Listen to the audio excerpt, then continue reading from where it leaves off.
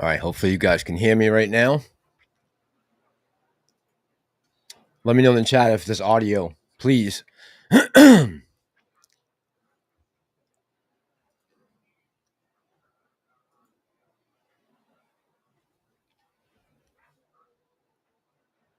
Thanks, Smith. Okay. We're golden. We're golden, Pony Boy. Love it. Love it. Lots to talk about tonight. Ton to get to. We'll work on this live stream for 2 days.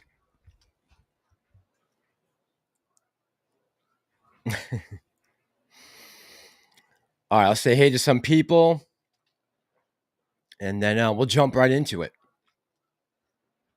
Jana, good evening, my dear. How are you doing tonight? Good to see you. MD, what's going on, man? Broke Ape, how you doing? My brother.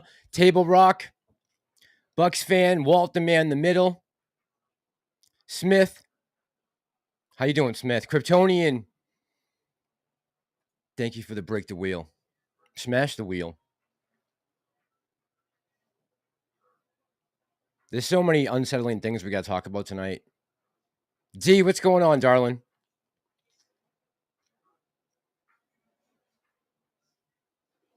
Let me make this a little smaller.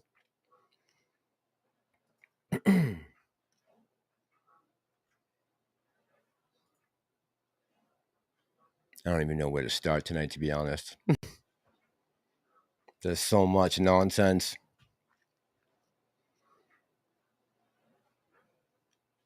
I don't know if I want to work my way back.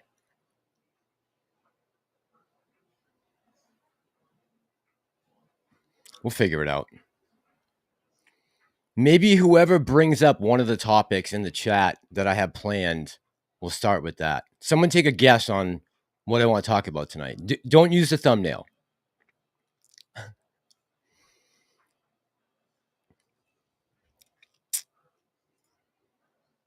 Get a background up. All right, there we go.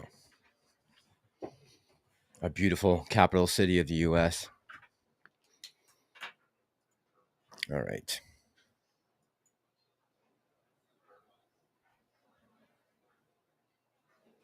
Loud and clear, says Table Rock. Beautiful. Doc Zeno, what's up, my friend? How you doing tonight?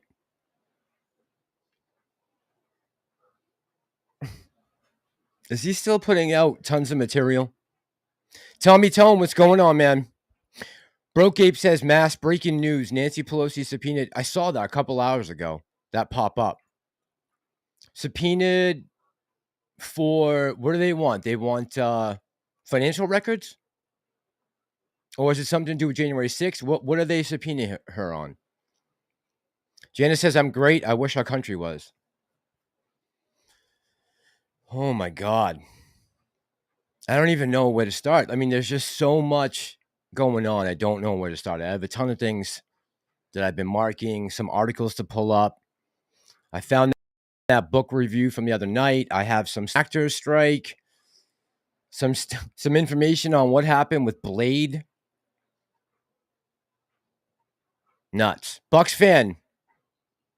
What's up, my friend? Table Rock guy says, watching hockey, listening to Mass, man. I appreciate you being here, honestly. I really do. Appreciate all you guys being here. Doc says, Jana, hell, girly, holy hell. Haven't talked to you for a while. Hope all is well your way. Bucks fan says, Marines in Gaza. All right, let's start there. Smith says, too big to fail. Yep, I got that listed too. Birdman says, new AMC CEO. Sussman? I think that was a misprint. I saw people running around Twitter today saying, Adam Aron's fired. There's a new CEO. I think that was a glitch, if you will.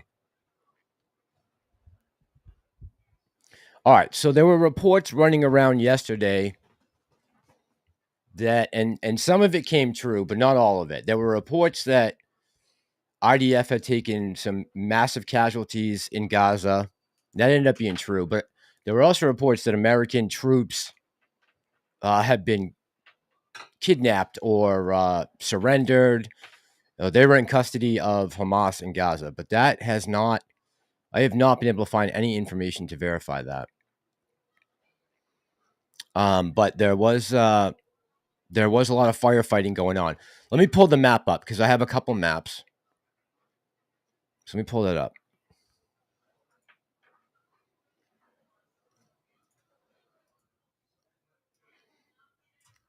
And this will be from today. This is the most current. And shout out to War Mapper on Twitter, who's been putting these up. Just to kind of give you an idea of what the situation in Gaza looks like right now.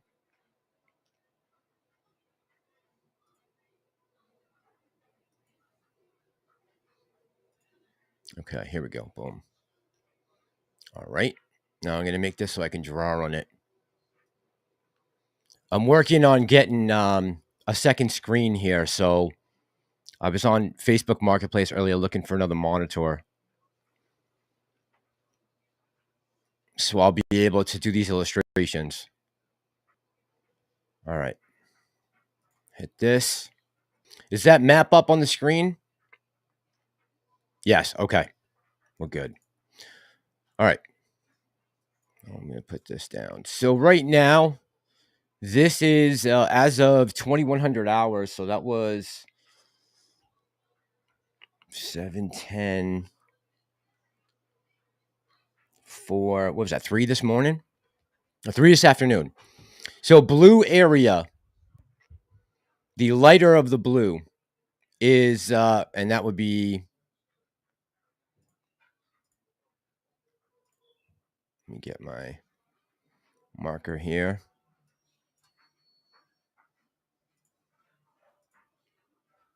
Okay. There we go. All right.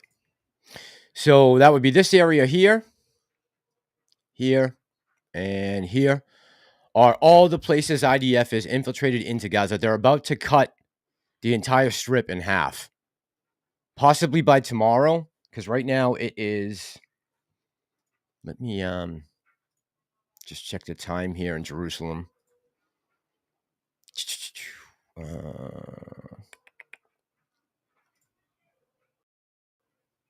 And then I got to put down the chat.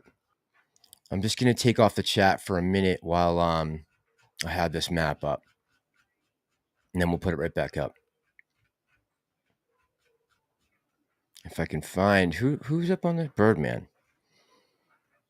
AMC CEO. There it is. All right. There we go. Okay. Better.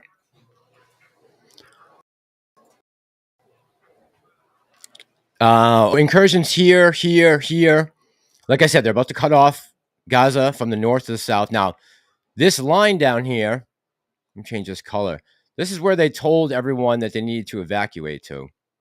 South of this line. And so far, they have not infiltrated that area. So they're holding to their word that they said weeks ago. They said, get south of this line. And so far, they've kept everything north from here. Now, I'm going to blow this area up to show you where the most intense fighting is.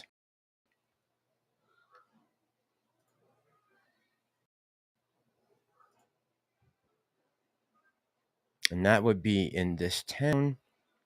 Hang on. Share screen.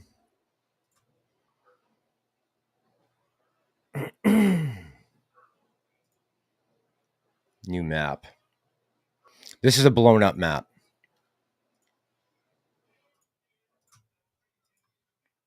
Okay.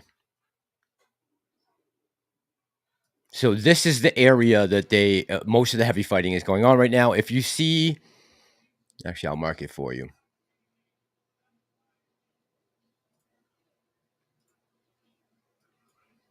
This area here, this Jabalia or Jabilia, is where the refugee camp was that they attacked yesterday and took out a Hamas commander, but that a lot of people were saying, killed a lot of innocents in that Jabalia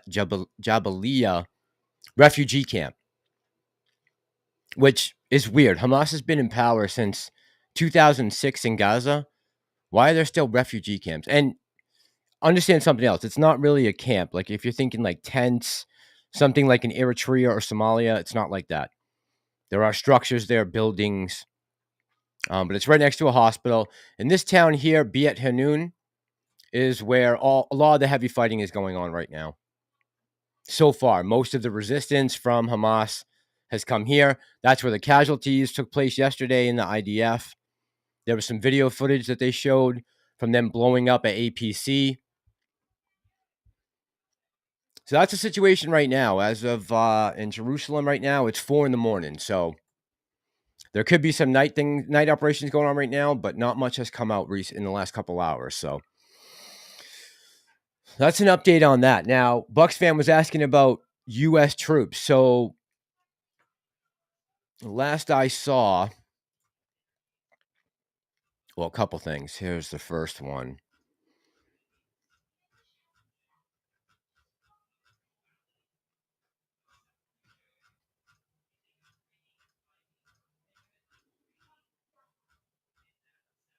Man, there's so many things I have tagged. It's like crazy. I don't know how we're going to pick through all this. All right. This is what I saw as of today as far as U.S. forces. All right. Share screen. Here we go. Okay. So as of right now, the two carrier groups, as you can see here, I'll make this bigger. I think I can, right? Can I make this bigger? Yeah. There we go. That's the two carrier groups right now. So Gerald R. Ford is right just a little southwest of Cyprus. And you have the Eisenhower, the newest carrier, is just, looks like due west of Crete. 425 nautical miles away from each other, but both heading in that direction still towards the Eastern Mediterranean. So they are on their way. Now, there's at least 1,000 U.S. Special Forces. From what I understand, it's Delta Force that's on the ground already, helping with command and control. But I would assume, and this is just my assumption, but I would assume that they are also trying to negotiate to get hostages, American, U.S. hostages, and possibly from other countries, because there's a lot, right? I was looking at the list earlier. This is the list from the 7th as of right now. There's a lot of countries.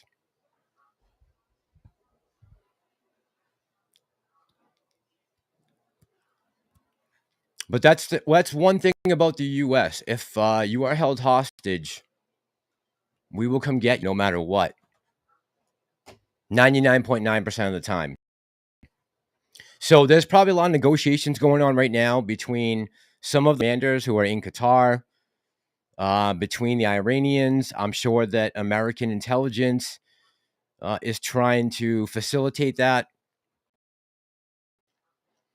The problem is we're being attacked everywhere else in the Middle East.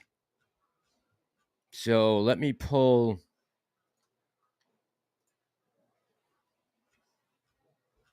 And then we'll get back to. All right, here's something interesting I saw yesterday. So this is from Tony Segura or Saruga on Twitter. I'm going to make this big so you guys can see it. It says U.S. is quietly expanding its secret military base, Site 512 in Israel. Government documents pointing to construction at a classified U.S. base offer rare hints about little-noted U.S. military presence near Gaza. 2 months before, so the end of August, the Pentagon awarded a multi-million-dollar contract to build a U.S. troop facility secret base maintained deep within Israel's Negev desert, just 20 miles from Gaza, codenamed Site F512. The long-standing U.S. base is a radar facility that monitors the skies for missile attacks on Israel. On October 7th, however, when thousands of Hamas rockets were launched, Site 512 saw nothing because it was focused on Iran, more than 700 miles away. The U.S. Army is quietly moving ahead with construction. A classified base perched atop Mount Har Karen in the Negev to include what government records describe as a life support facility. Military speak for barracks-like structures for personnel. So it looks like they're setting up some type of temporary structure on the Gaza border right now. U.S. forces. Now, whether that's to go into Gaza or, again, just to help with control and command or casualties, not specified, right? Don't know yet. All right, let me get back to this chat for a sec. Catch up here.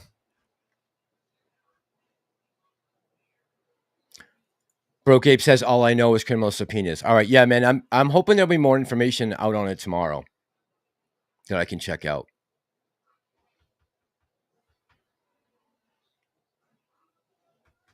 Janice says, yes, I'm great, Doc. I have been looking for you in chats. I was hoping you are still in AMC. I think everybody probably that's on us with us live right now is still in AMC. Walt says, impact of parachuting on kangaroos. Jen, I appreciate you guys. Brocape says, y'all got me about to self-medicate. Uncle Frank Finance says, investigation alert. Scott+Scott, attorneys at law, excuse me, LLP investigates AMC Holdings, Inc. directors and officers for breach of duty, fiduciary duties.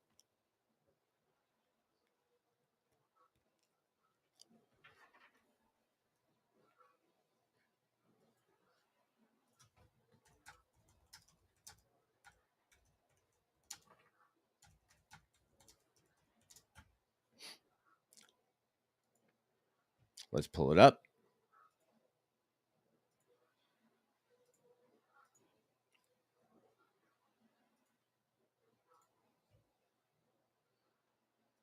Okay.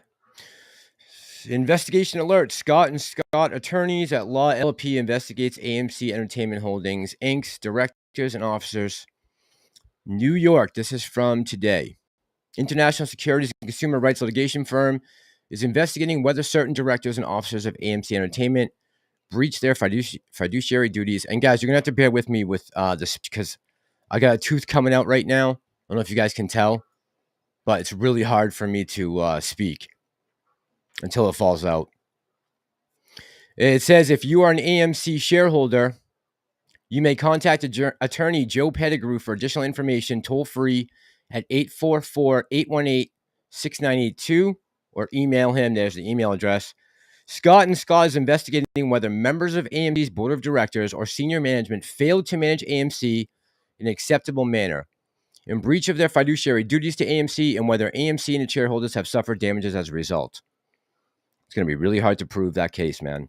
On October 12, 2023, Semafor reported that AMC Chief Executive Officer Aron had been the target of a criminal catfishing, blackmail, and extortion scheme. Aron later confirmed the report. Let me read that again. On October 12, 2023, Semafor reported that AMC Chief Executive Officer Aron had been the target of a criminal catfishing, blackmail, and extortion scheme. Aron later confirmed the report. Is this the grounds they're filing the lawsuit on? What you can do, if you are an AMC shareholder, you have made legal claims against AMC's directors and officers. If you wish to discuss this investigation or have questions about this notice or your legal rights, please contact Joe Pettigrew. There's the info. It says Scott+Scott has significant experience in prosecuting major securities, antitrust, consumer rights actions throughout the United States. Represents pension funds, foundations, individuals. Interesting. I wonder what they're going to. I mean, is this what they're basing it off? That the CEO was being catfished and possibly blackmailed or extorted? He went to the FBI with the information. Like right after it happened. We just didn't get the reports till recently.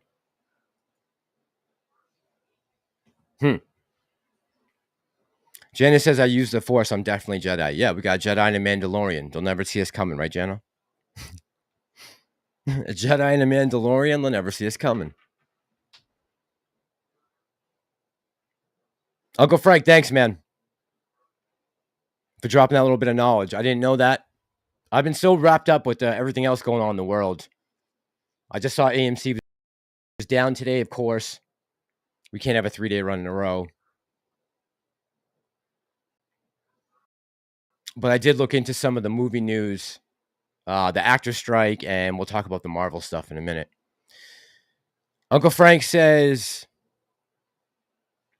I'm hoping we get, excuse me, the news, the actor strike is over this week. Good for us going to a shareholders meeting. That would be great news for us. So let me pull this up, the article from the nanny. She was snapping back today online about the actor strike. Fran Dresser, this is from Hollywood Reporter, reiterates she doesn't need male energy to lead in mid-negotiations.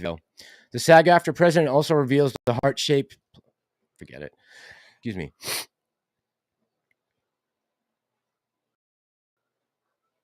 In a video posted to the SAG-AFTRA president's Instagram page on Wednesday, the 111th day of the ongoing strike, Drescher is filmed prepping to go to work, applying makeup, putting on sunglasses. As she gets ready, the nanny star muses on her approach to the ongoing negotiations between SAG-AFTRA and the Alliance of Motion Picture and Television Producers, which represents Hollywood studios. I just want you to know that I feel a sense of strength, not anger, and I feel a sense of optimism, not negativity. I don't have to emulate male energy to lead, she says. Those are cool. Dresser pulls out a handbag. As multiple outlets reported, blah, blah, blah. The union is back in negotiations with Hollywood studios on Wednesday, with talks scheduled to begin around 11:30 a.m. THR has reported that a deal is in sight for the two parties. That could bring an end to the union strike, but labor and management are still working out a compromise on AI regulations, among other issues. I would play this, but it's probably going to annoy me, so...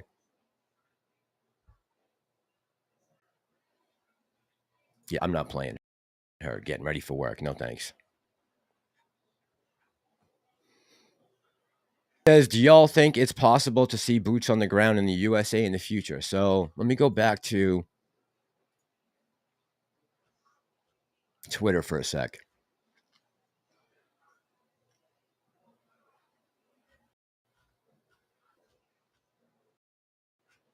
So this was from yesterday. This is another guy I follow on Twitter for war updates. OSINT Defender. And he's got good news. He's got access to good stuff.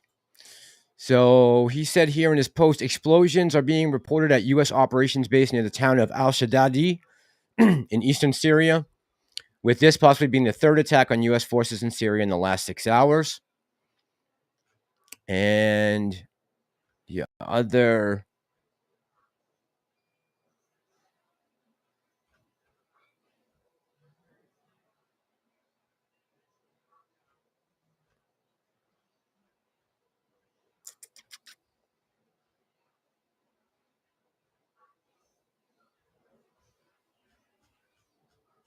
Where the hell did the other one go?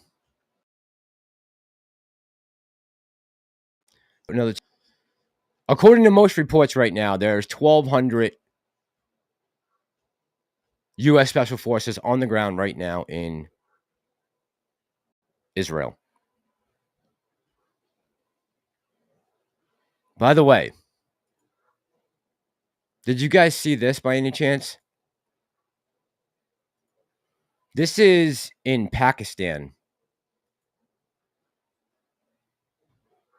It says Pakistan is expelling 1.7 million refugees and just bulldozed migrant shelters. Hundreds of thousands of Afghans are now fleeing to the border. Many have lived in Pakistan for decades. Thousands of these Afghan refugees will be resettled in the United Kingdom and other Western countries. And I was like, oh, no way. That's impossible. Like, they're not going to, there's no way they're going to be all the way bringing them to England. That's got to be like a mistake. I'm sure they're just going back home, right? And then I saw this. This is from just a few days ago. Oh, wrong way. Says first flight transporting Afghan refugees from Pakistan lands in the UK. Thousands of Afghans who have worked for the British government have been promised UK visas. The first flight carrying refugees from Pakistan to the UK has landed. UK government is chartering flights to relocate Afghan refugees living in Pakistan who worked for the UK government in Afghanistan and have been promised visas.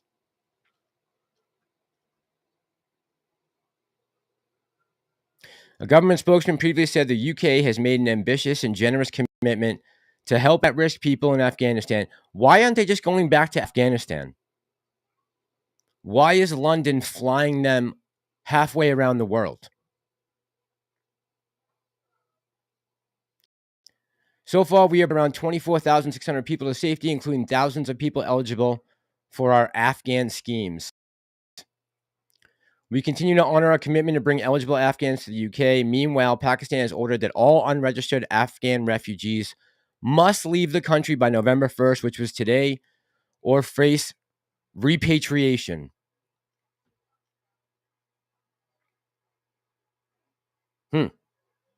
Parliament previously heard those still faced a dire situation, with the government facing demands for action to protect those who protected us. And तकरीबन हम 12 साल इधर रह रहे हैं नाम को कोई नोटिस मिला है कुछ भी नहीं मिला है डायरेक्ट आ गया कहते खाली करो तो हम सर अभी किधर जाए वो हम भी सर्दी है बर्फ हो रहा है it's cold in London. कहाँ हमारा उधर ज़मीन है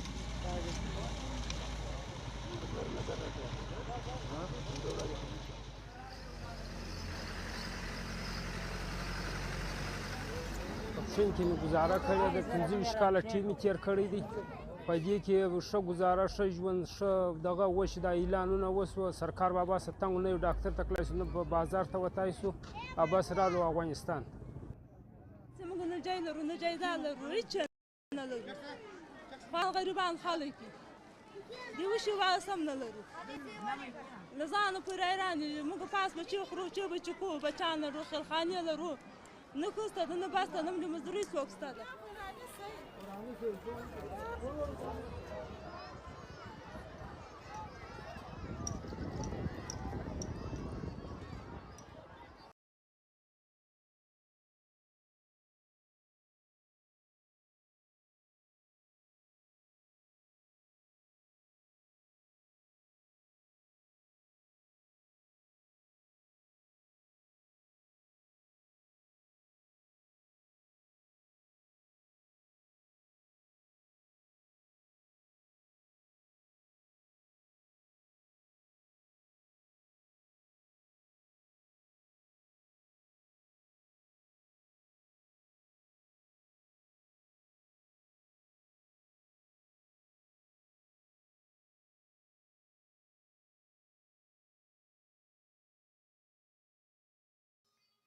Okay, sorry. I was saying, what a horrible situation, but literally Pakistan and Afghanistan are right next to each other. Remember, that's where bin Laden fled when we started bombing the Tora Bora Mountains. He went into Pakistan. That's where we killed bin Laden, was in Pakistan. Why are they flying them all the way back to the UK? I don't understand. Makes absolutely no sense. I have a strange feeling that at some point, Israel and the US are going to be able to convince Egypt to let people out of Gaza with a promise that they will all be extradited to Western countries. I have the strangest feeling that's going to happen. I could be wrong, but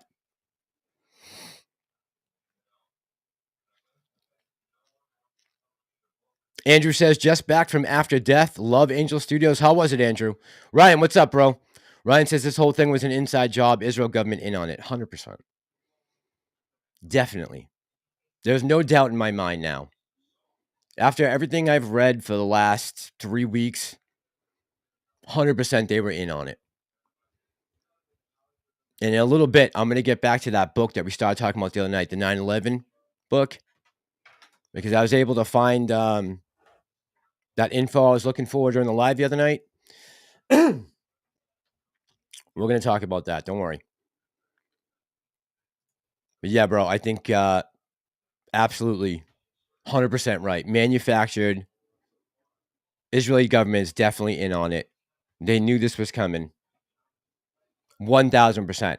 I don't know if they understood the scale and the precision, because they'd never seen anything like this before, right? So they might have thought, well, Hamas is unorganized and we haven't heard any chatter, or there's a lot of things that could think of, but to say that they had no clue, no way. No way. Impossible. Harry Parrott, what's up, man? Harry Parrott said, what's up there is new info that a new canal is going to be built where? In the northern Gaza area. I haven't seen that, Harry Parrott.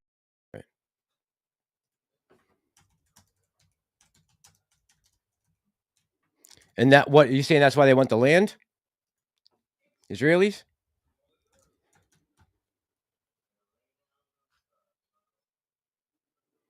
Suez to...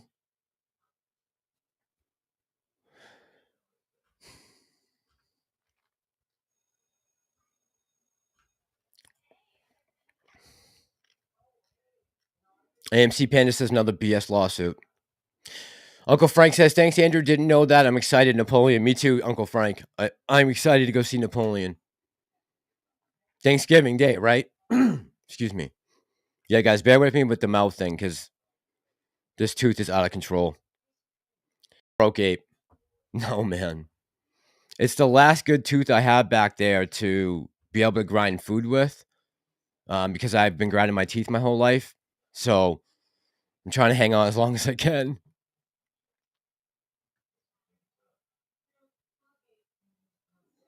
Doxino says, no, Master, that's something totally different than the current lawsuit investigation. Okay, so it doesn't have to do with, well, that's what the article said, so they were bringing that up. AM, what's up, man? AM says, hey, Master, I have a question for you. Did you guys do the Project Popcorn survey? No, I'm doing it now. Can you please ask Frank, since he's on here, where to write additional if you have multiple brokers, please and thank you. Uncle Frank, can you help us out with that?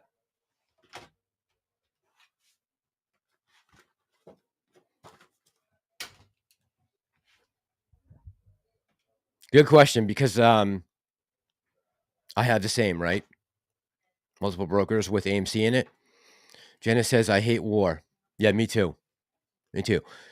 I'm a fanatic for historical wars, like the Napoleonic era, the uniforms, the music, just the way they fought. I just, there's something about that I'm just fascinated by, and I watch as much. Like I just said, I'm really excited for Napoleon. Probably the most excited I've been for a movie in a long time. But other than that, I can't stand war.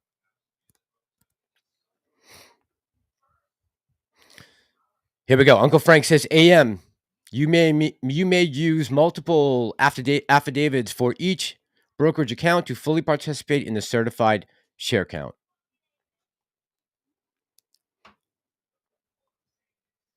So for every brokerage account that you hold, Uncle Frank, you can fill out one. Is that no volume?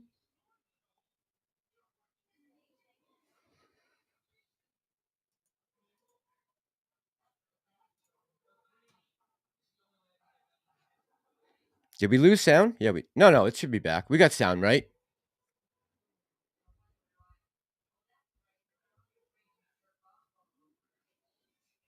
Okay. I'm a little behind. Stinking Rocket, what's up? How you doing tonight? Jesse, what's going on, my friend? Jesse, what time is it? 3:38? 3:38 a.m. p.m. Good afternoon, Jesse.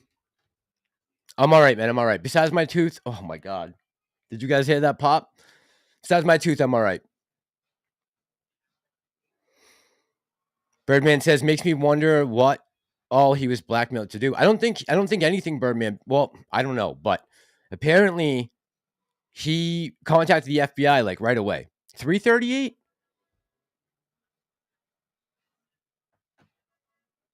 You're in a different time zone, Jesse, than Kiwi Girl, but you guys are both in New Zealand?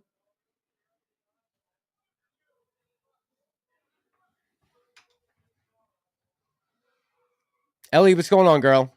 Ellie says Afghan refugees are also crossing from Turkey into Eastern Europe, Bulgaria on their way to Western Europe. Coming from Pakistan, Ellie?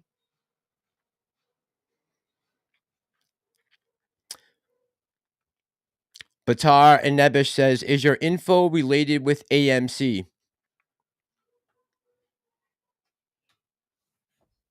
Is Kiwi Girl, there you are. Isn't Wellington, New Zealand? What info are you speaking on specifically, Batar? For the affidavits? Jesse says, best 9/11 documentary is 9/11 and New Pearl Harbor. So comprehensive.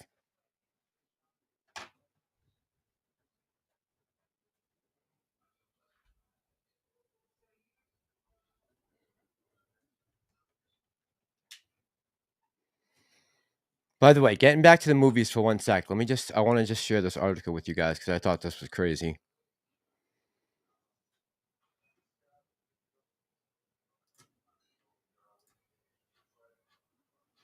So this is from Variety. Apparently they still got some problems with Jonathan Majors. Obviously, I think most of you guys know he's under investigation for some assault charges, some SA. But, and this goes into a lot of that, the Marvels. But down the bottom here, something crazy. Right here.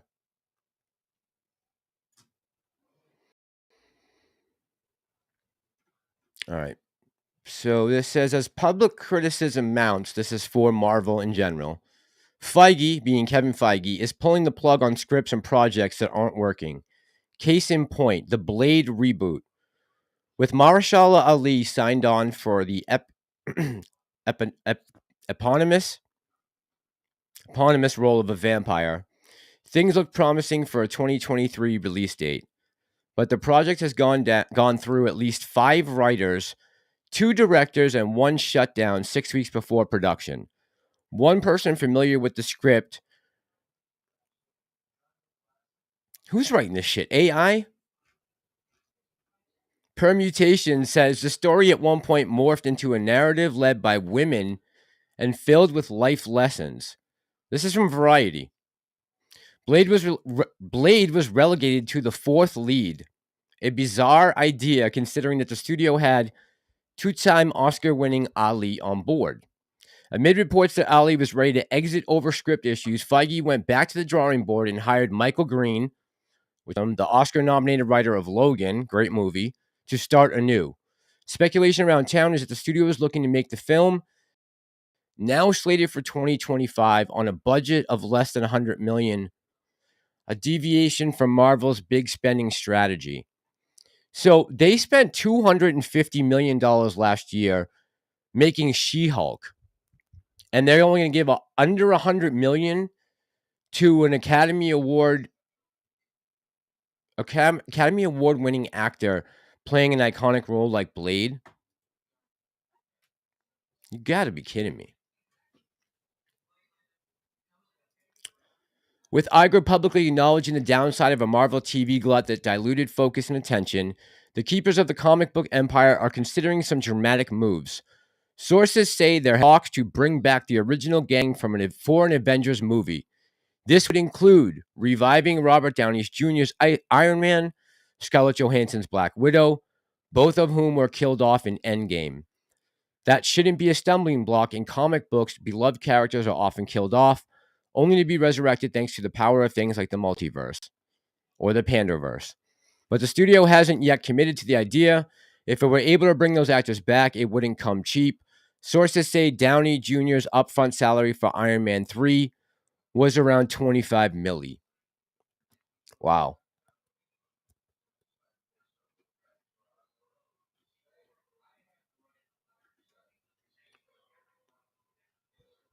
Yeah, I don't know if they can recast John Majors, man. That would be tough.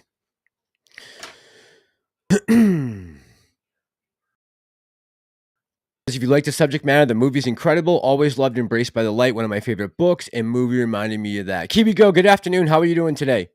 And Batar, yeah, I cover AMC for 2.5 years, man.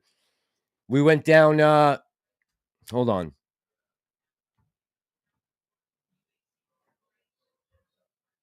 65 cents today. 10:03, we finished that. The stock's highly manipulated.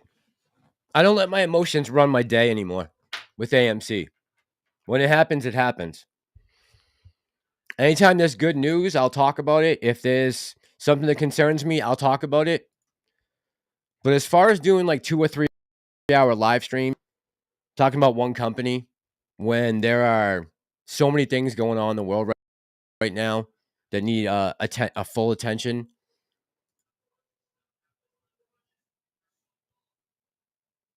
And to be honest with you, the whole thing is, you know, I have a heavy position in this stock. And a lot of the reason why my channel grew so fast was because of that. And when there was a lot of fluctuation in the price before the reverse split or right after, you know, the June run up or the January run up, you know, I was covering it every day, but then it became unnecessary to do that. To make a video every day about AMC, on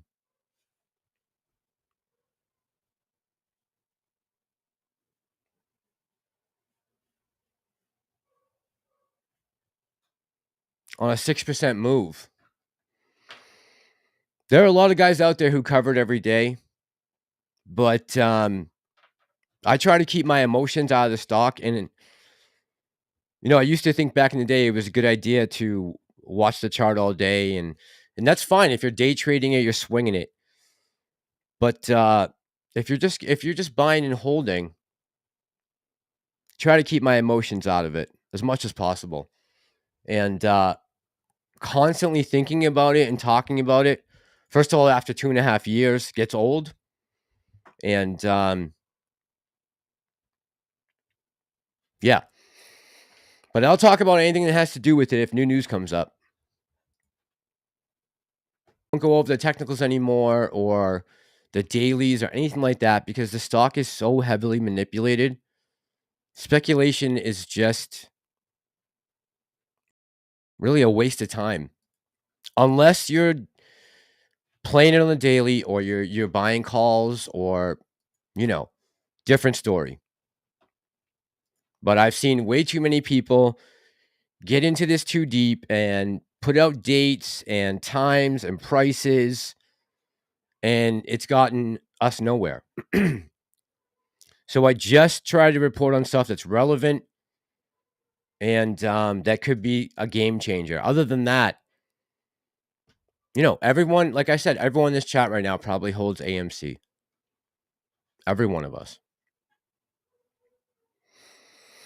Uncle Frank says, Israeli intelligence is one of the best on the planet. They aren't surprised by anything. The powers that be want war. There will be war. They use war to paper over massive policy mistakes. 100% Uncle Frank. Yep. Kryptonian says, wish those violently protesting the war recognize they have a chance to be an example of peaceful living together. Instead, they let themselves to be divided, missing the opportunity to be the example. Yeah. I do find it fascinating that no one is willing to take these people in. I do find that fascinating. Again, we're not talking about a lot of people. 2 million? Hell, we got that brought into the United States in the last 6 months.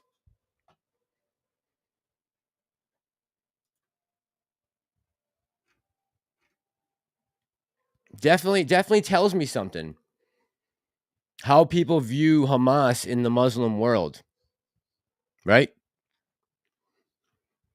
If your own brothers and sisters aren't willing to take you, there might be a problem. I'm just saying. Again, I don't have a dog in this fight. I'm not Jewish. I don't practice Islam. But and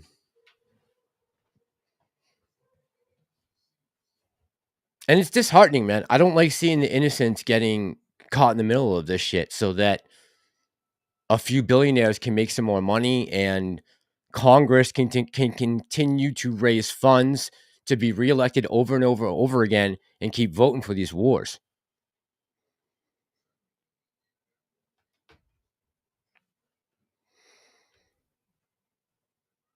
Harry Parrott says, look at Netanyahu's economic corridor, the opening of the new canal like Suez is northern Palestinian south. Harry Parrott, honestly, in my opinion, I don't think the north of Gaza, anything that we looked on that map tonight earlier, I don't think that's going back to the Palestinians. I'll be 100% honest with you. I don't see a state solution to this anymore. They've tried every 15 years to have some kind of two-state solution, and it's never held up. The Palestinians always turn it down, no matter what. And then a couple countries will get brave, and they'll go in and invade or try to invade Israel. They end up getting their asses kicked, and Israel gets more land. Like, that was the case in 48. In 1948, I forget if it was the Egyptian president at the time or the president of Lebanon was like, we're going to clean the streets, get everyone out of Israel. We're going to roll in there, take them out. Then Israel wiped the map with them and ended up getting 70% more territory.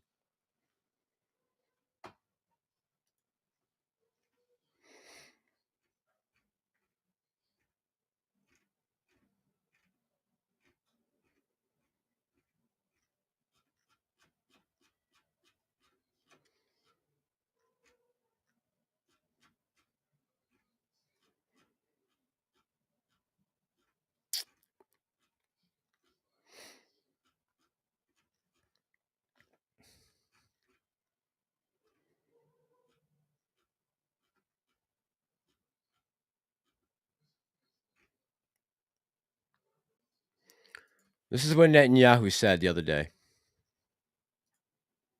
His words, I think he picks them pretty carefully.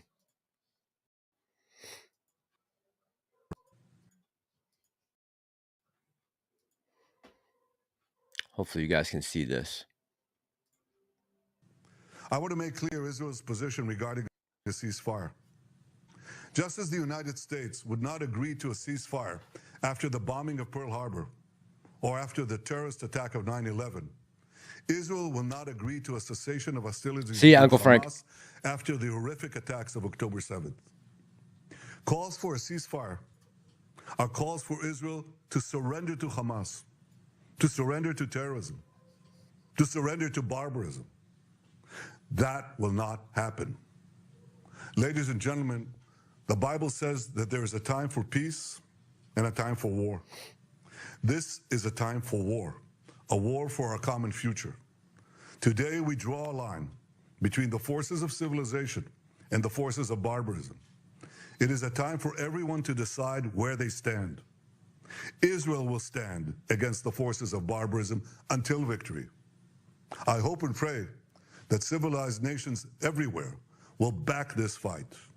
Because Israel's fight is your fight. Because if Hamas and Iran's axis of evil win, you will be their next target. That's why Israel's victory will be your victory. But make no mistake, regardless of who stands with Israel, Israel will fight until this battle is won.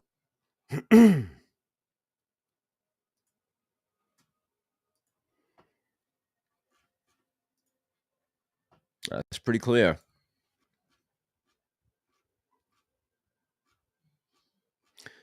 As far as the two-state solution, if I can find it, hopefully.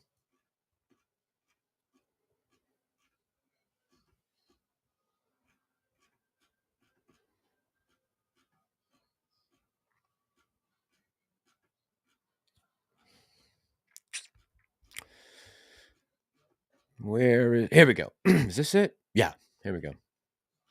No, that's not it. That's not it.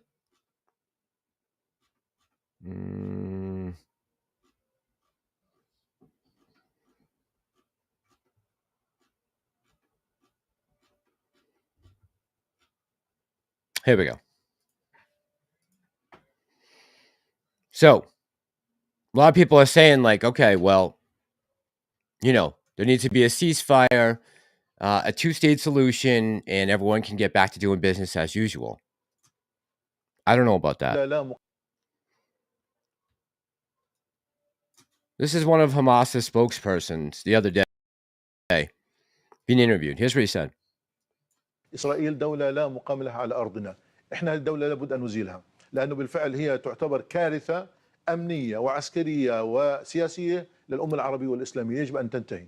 لذلك احنا لا نخجل من نقول ذلك بكل قوة، إنه إسرائيل لازم نأدبها وحنأدبها مرة ثانية وثالثة، ومش هذا حتكون طوفان الأقصى أول مرة، لا حتكون ثانية وثالثة ورابعة، لأنه احنا لدينا إصرار ولدينا قرار ولدينا إمكانيات أن نقاتل نعم. ونحارب، لكن كما قلت لك بدنا ندفع ثمن. نعم احنا مستعدين، معلش بدي أقول لك بشكل واضح، احنا اسمنا شعب الشهداء وبنفخر أن نقدم شهداء، احنا لا نريد أن نمس لا بالمدنيين ولا أن نلحق الأذى بهم، لكن أوقات لأنه في تعقيدات في الميدان صارت في منطقة موجودة، وكان هناك في احتفال وكان في سكان وفي منطقة واسعة ليست سهلة على امتداد تقريبا 40 كيلومتر، يجب أن ننتهي.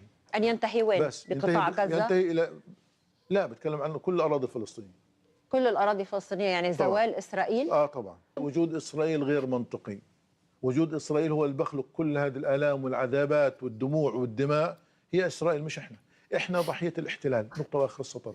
لذلك ما حدا يلومنا، احنا شو اللي بنعمله في 7 أكتوبر، في 10 أكتوبر، في مليون، احنا اللي بنعمل مبرر. It is justified. إسرائيل. So there you go. How do you have a two-state solution when your neighbors, when that is their view on things? I don't see it happening. And I think the Israelis know that. Unfortunately, there's also the other caveat at play here, which is Netanyahu, the Likud party, you know, this Zionistic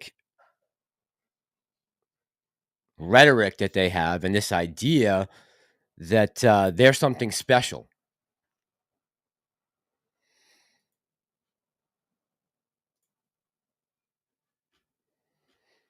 So that was one thing. And the other was someone brought up something interesting on Twitter.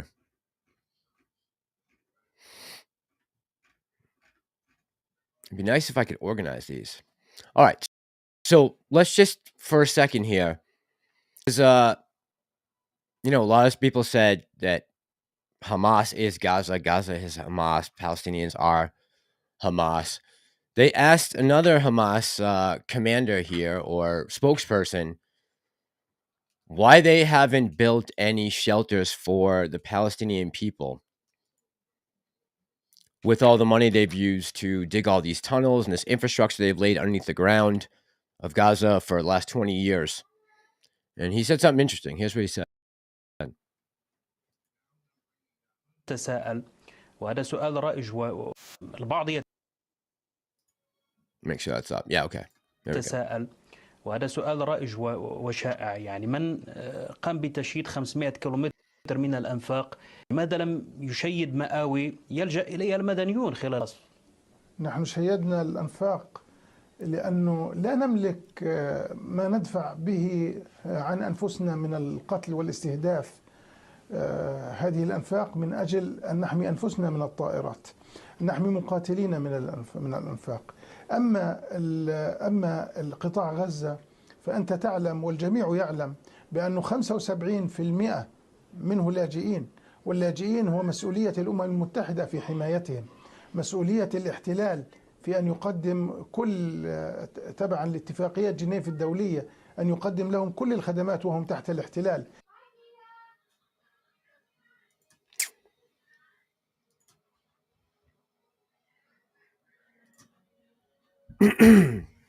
I don't know, man.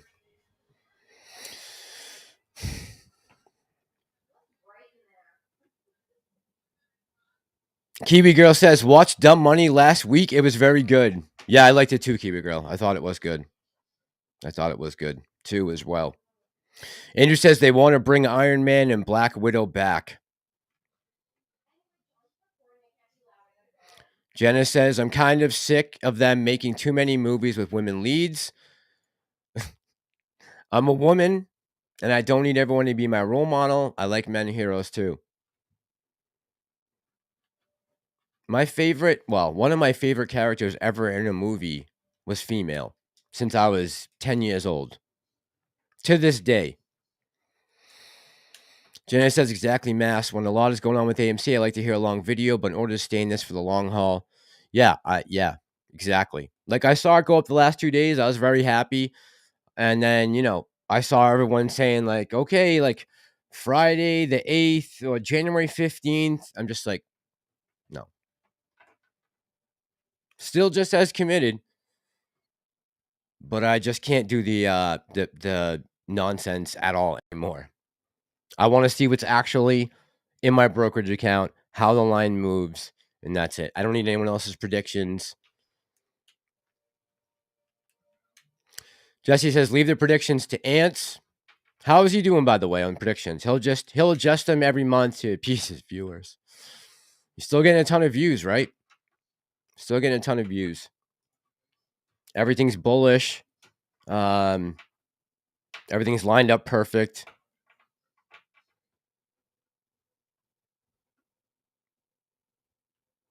Jesse says, Congress must be stoked. They got their endless war. Yep. Trump got us out of Afghanistan, and now we are back in the Middle East.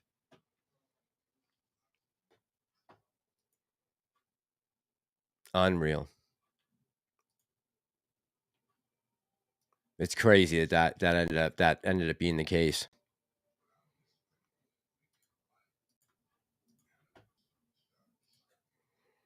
Remember what we were told. The world has changed because what Trump has done.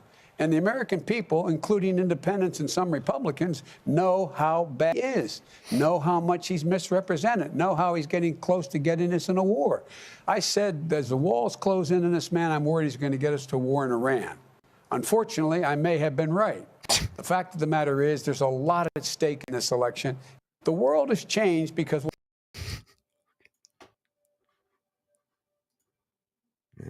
It's quite remarkable. Who'd have thunk it? Harry Parrott says, BB quoted 1 Samuel 15:3 is another speech. He's going after Palestinians once and for all. I believe that to be the case. Yeah. I think this is a... and look, say what you will. Hamas wanted to fight. They're still talking. They want to fight. They're still saying, we're going to keep coming. So, whether the land is stolen or not at this point is not a point. Right now, that really doesn't matter anymore. It really doesn't. Changed. Hamas wanted a brawl, and they're going to get it. And a lot of people are going to get killed in between. And Netanyahu is safe in Jerusalem, and the leaders are safe in Qatar, worth billions of dollars in high-rise hotels. They don't care about the people on the ground there. The Ayatollah has been tweeting for weeks saying that every next step is going to be a red line that Israel must not cross or we'll get involved. And he hasn't done shit. He's just been typing on his iPhone. He hasn't done anything. Everything that he has said would be a red line has come to pass and more. And Aron nor Hezbollah has done anything.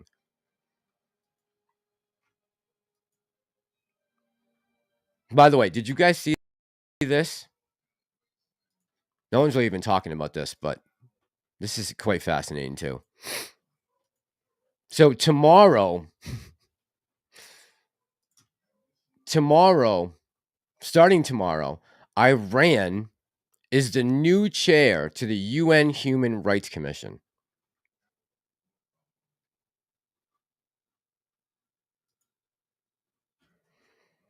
Geneva, October 30th. Iran will become chair of the UN Human Rights Forum on Thursday, which is tomorrow, sparking an international protest campaign from human rights activists who say Tehran's record of repression, torture, and executions make it ill-suited for the post.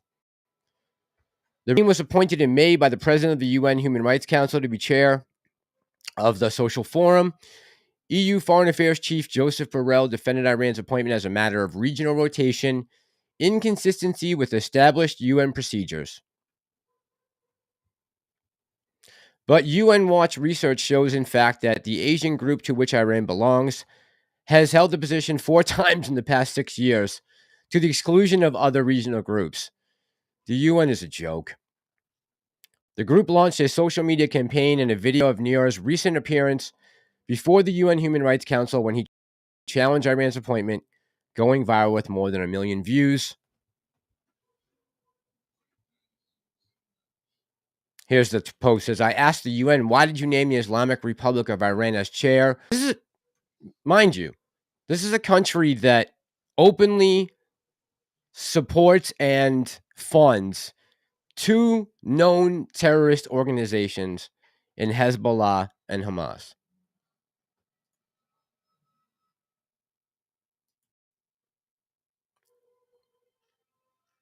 How can you elevate a regime that beats, blinds, tortures, and rapes women who demand their rights? Where is the logic? Where is the morality?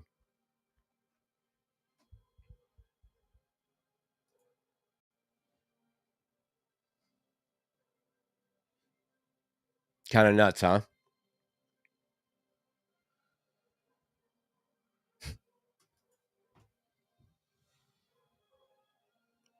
Crazy, man. Crazy.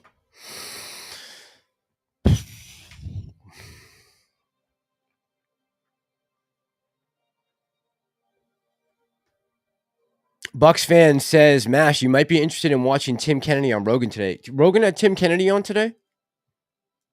I didn't know that. Man, Rogan went back to back with Kennedy and Elon, huh? Surprised I didn't see any clips from that. Jesse says, Middle East 2 Electric Boogaloo. Headstock Harem, what's going on, man? Hey, Mass and everyone, all the fractal guys have crashed and burned so far. Yeah, I just stay away from that stuff, man, because it's can get people in trouble. A lot of people are trying to play options, off dates, and, being in this play as long as most of us have, I try to stay away from anyone with that kind of nonsense. I know it's like the young kids like it and the newbies, but I've seen too many people get burned too many times to be doing that shit.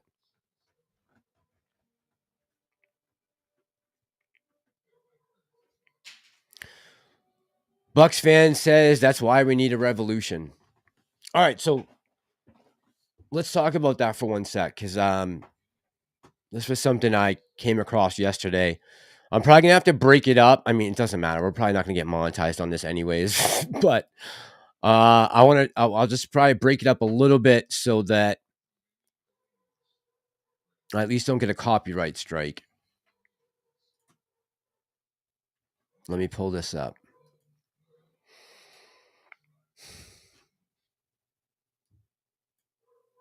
If you've ever heard the term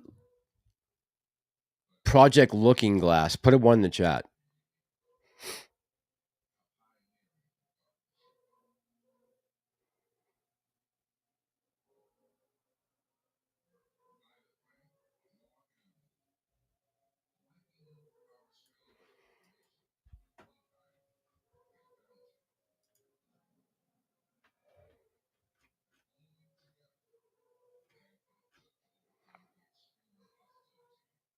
This is not a tournament. This is for real. Okay, good. All right, so at least some of you guys know where I'm going with this. Hang on one sec. Let me just get the screen straightened up like I need to. All right.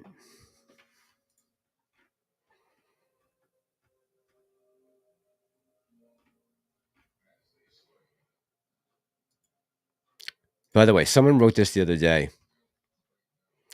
Someone said a group of psychopaths say, we will butcher you and your children. So you put up a fence. People cry, you've put these poor things in a cage. Then they break down the fence and butcher you and your children. Then people cry, what did you expect? You put them in a cage. It's kind of true, man. At this point, though, I really don't think it matters. I think this is a war to the finish. I don't think there is any longer a two-state solution in that part of region of the world. Now, I know some people have said that if Iran was to get involved, you know, that might take Israel or be able to take Israel out. I don't think Iran's going to directly get involved. Maybe Hezbollah. And I did see, before we get to Looking Glass, I did see this.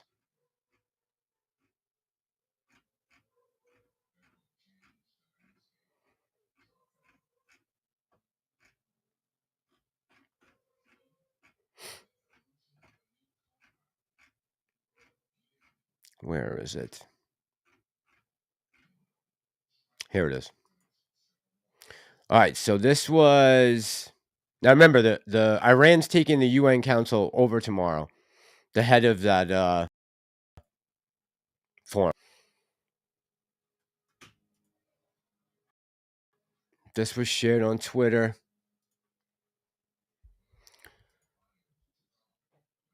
Says a new Hezbollah clip hints big announcements on Friday at 1500. Leader Saeed Hassan Nasrallah will speak at a ceremony, and then Hezbollah.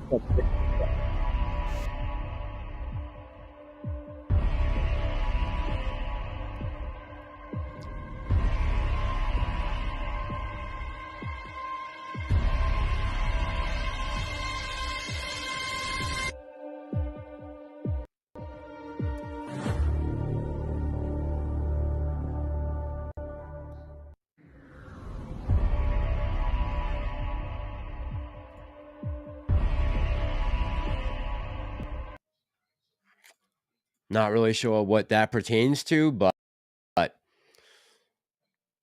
did see a lot of people talking about that. What that announcement is going to be on Friday. But again, like I said, I've been following, watching Khomeini, everything he says. He's been saying shit for weeks from his iPhone. They haven't done anything.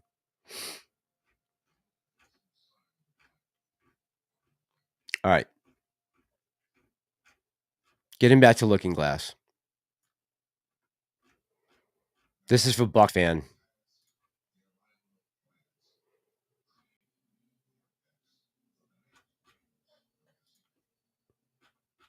Now, I can't verify this information, unfortunately. But according to Wall Street Apes, this was from an ex-military official who knows of this project, and he's just giving his insights on what he thinks about it.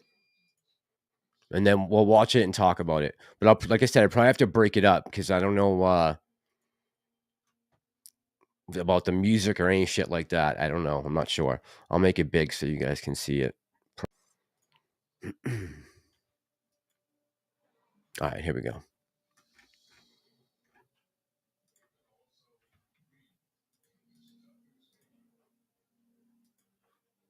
And asked, I was called in and asked to solve this problem, this timeline contraction problem. And I eventually did my due diligence and did all the investigating and basically only had one piece of information, and that was reinforcement. The computer's right. The timelines will contract down to some inevitable thing. There is an inevitable event. It's been forecast, it's been predicted, it's been fed to us in a slop trough of what they want us to believe will happen. They don't actually have control over what happens. They only have control over the reaction, and it seems that no matter what they try to do to cause their desired reaction, it's going to have an opposite effect. Much, much easier for me to explain today what that process is as opposed to back then. If I had to give it a name, I would say it's the awakening process. It's an evolution of consciousness that cannot, will not, and no matter what decisions or possibilities are injected into the equation, eventually it all resolves down to us all learning the truth and becoming aware of this massive dam of lies that has been built that keep us from knowing massive volume of information that we should otherwise possess. Essentially what happened with Looking Glass, not only did they not want... Okay, so just to give it a break there, in case any of this is copyright or anything. So apparently, Looks was a government CIA-funded computer program that they were able to use AI. Now, I've seen crazy theories on who developed it and who made the software. You know, I've seen people say they found it on alien spaceships. I don't know about any of that, but certainly they can run statistics through models and come up with and get outcomes, right, to certain equations. Now, in this particular case, the CIA was running a test to see, trying to predict the end of the world, as I understand it. And no matter what they did to the algorithm or trying to throw a monkey wrench into the program to stop it from happening, they couldn't. And that's what this guy is talking about. And he'll go a little more into depth in it, his talking. Maybe you guys will understand it better than the way I'm explaining it. Want people to use it anymore because they knew it was just going to burp out the same thing. But at the same time, they didn't want anybody else to know what it was saying. I'm sure. Because that information was a monumental concern when I was in the military about how to prevent this inevitability. Now, at first, I thought it was end of the world. Now I see end of the world as end of their world. The biggest cherry on top of all this conversation would be a synopsis to say that if I could convince everybody out there that for all intents and purposes, what we believe to be true eventually becomes true. Okay, so in this simulation that they were running, no matter what, every time they ran it and tried to change something about it, it still spat out the same outcome. And he's trying to attribute that to a great conscientious awakening that I think is happening right now to a lot of people. Just for an example, the way we have seen the financial system, the economy, the stock market, how much corruption is really going on. That's just a very small sliver, but kind of how to explain this awakening that's taking place, this process of how these people have been able to remain so ultra wealthy through decades now, right? And your everyday average person, because of technology, because of social media, because of what we're doing right now, connecting and opening people's eyes up to facts that were not previously known to us. Like, sure. I mean, well, let's just ask. Did you ever think that they would be able to manipulate AMC, let's just say, for an example, that they would be able to depress this as they have? They'd be able to just take away the buy button, that they could tokenize stocks, pay these guys to come out here and sell you a product that they knew was going to fail. It is quite eye-opening to, I think, a lot of us. And this social media, this aspect of it, is part of that awakening. And it's definitely, like I've been talking about on the channel forever now, you know, we are in that fourth turn. Things are changing quickly, I think. People are seeing through a lot of the bullshit, especially in the last couple weeks. The way that the mainstream media has covered this conflict. Notice we haven't heard a peep about Ukraine or Russia. How wild is that? Not one word. But yet, the way mainstream is able to dominate the news, be the dominant news source, they no longer have that monopoly anymore. And information now, I mean, thank God to people like Elon Musk, is able to flow freely between individuals from all over the world who are all dealing with the same problems, and they are seeing where their problems are stemming from. This is a trickle-down effect.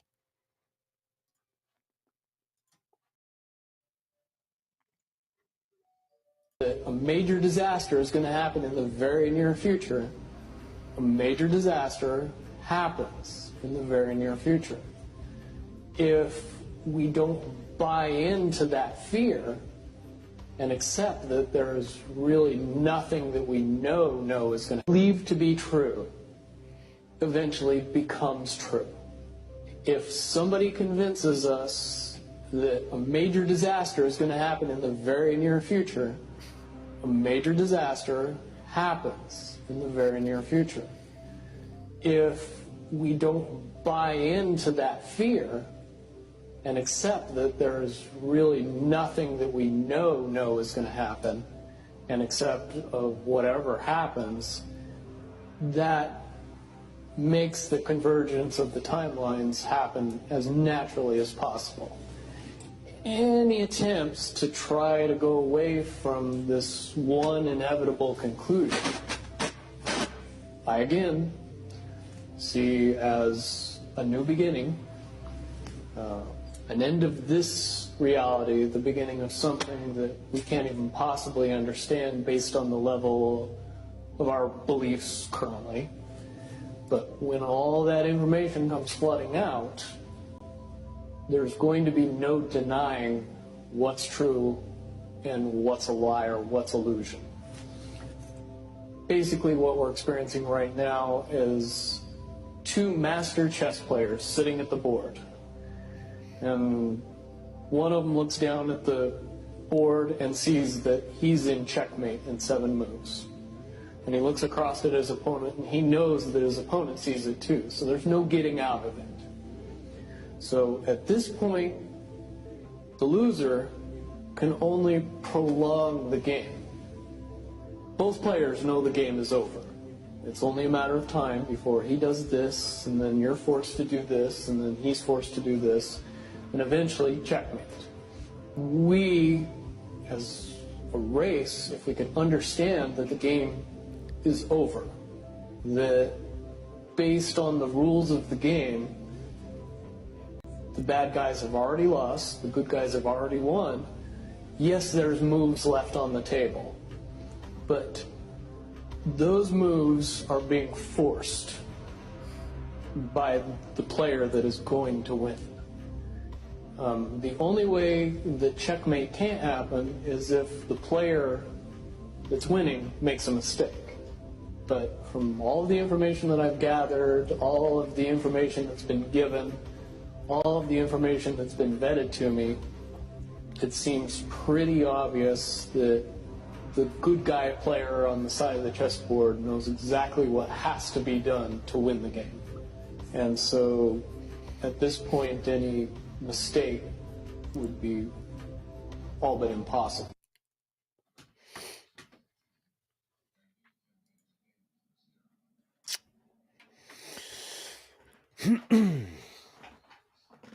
I tend to agree with what he said.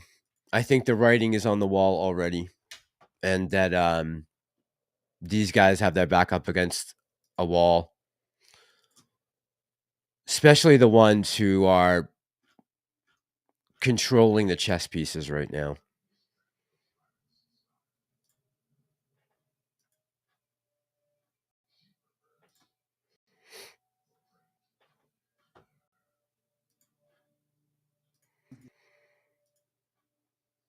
A lot of the mid-90s period. I mean, it really truly does.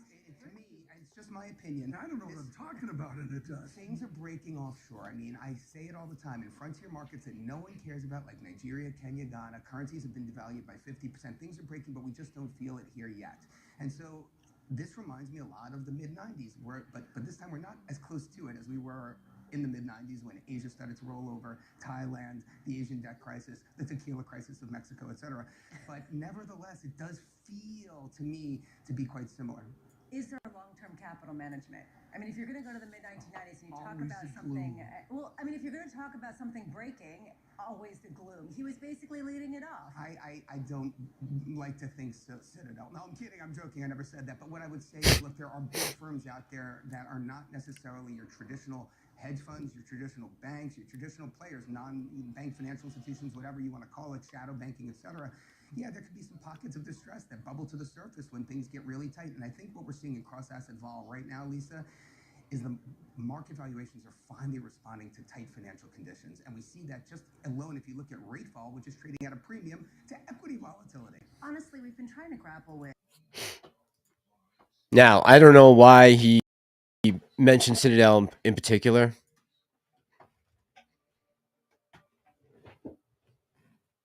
It could be nothing, but I found that very interesting.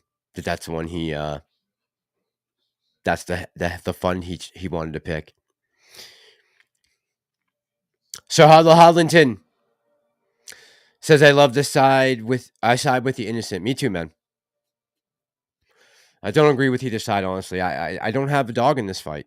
My fight is for the American people. And humanity in general. Angelina, where you been? I love you back. Walt, thank you, man. Walt the man in the middle says, thanks for everything, Johnny. Everything will be okay after Moaz. I appreciate you, man. Thank you very much. I'll take that and put it into getting that monitor. I'm trying to get a second monitor here so I can be able to pull stuff down and still see the screen, still see you guys. So like I said earlier, I was looking on Facebook Marketplace. I did find a guy who had a used one, and I said, hey, is this still available? You know, the automatic response you can put in. And he said yes. And then I texted him twice since then and tried to grab it, and he hasn't answered me. So thank you, Walt. I appreciate you, bro. Jenna says they want us to think we have a say, a vote. We pretty much don't. We need to wake up and unite for humanity.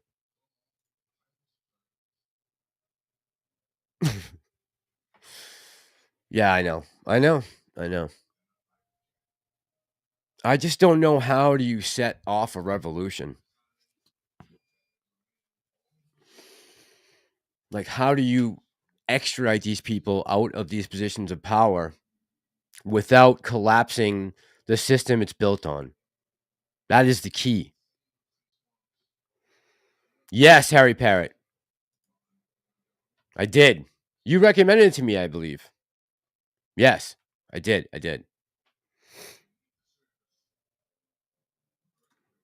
Jenna said, Bucks fan. Jenna says, yes, nothing could stop it. All variables came to the same result. Yeah, I thought that was really interesting.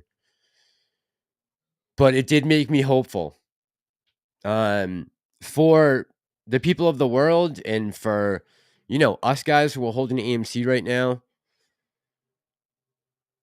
hoping that something causes this thing to set off. You know, it's been a lot of misery, and we could all use a break, I think.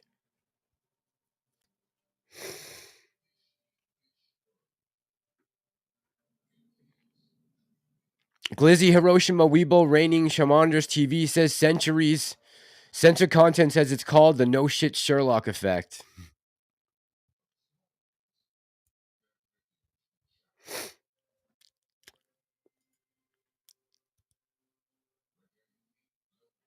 Never in a million years I thought $2 was a joke. That's the other thing, Glizzy, right? Like trying to get excited the last 2 days to see a 14% move. I'm like, bro, I'm down tens of thousands of dollars. That kind of move is not going to blow my hair back. I can't get excited about that and come on and make a video about that. I have to be fucking nuts to do that. Jesse says the buy button was the craziest. Yeah, 100%. Yeah. And look, that was one of the reasons why I got into this whole damn thing with the YouTube and AMC and GME, was to fight back against that corruption, that utter corruption. I mean, they were all in on it, and then Congress let them slide without even a slap on the wrist, barely. It's like, how do you fight forces like that? And really the kicker for me was the reverse split. Seeing them be able to suck $1 billion out of the market cap based off zero technicals. I don't know. Glizzy says, I decided not to sell when they turned the buy button off. Then they stole my shares 10 for 1. I know, man. I know. Bucks fan says, or climate scam.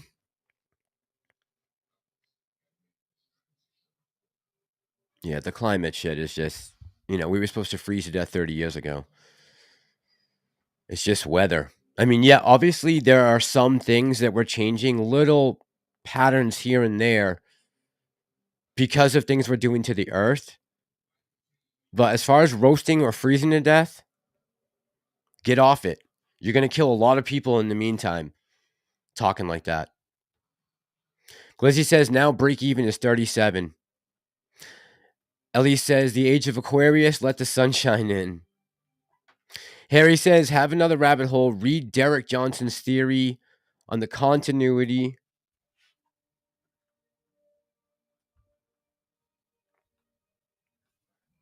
Is it a book, Harry Parrott? Continuity of government, laws and orders. All right, going back to Netanyahu for a second and these lunatics in Likud. Again, I'm not picking a side on this. I am just presenting you guys the facts. But here's something I came across in the last couple of days that I wanted to elaborate on in the last live stream. I didn't get a chance to.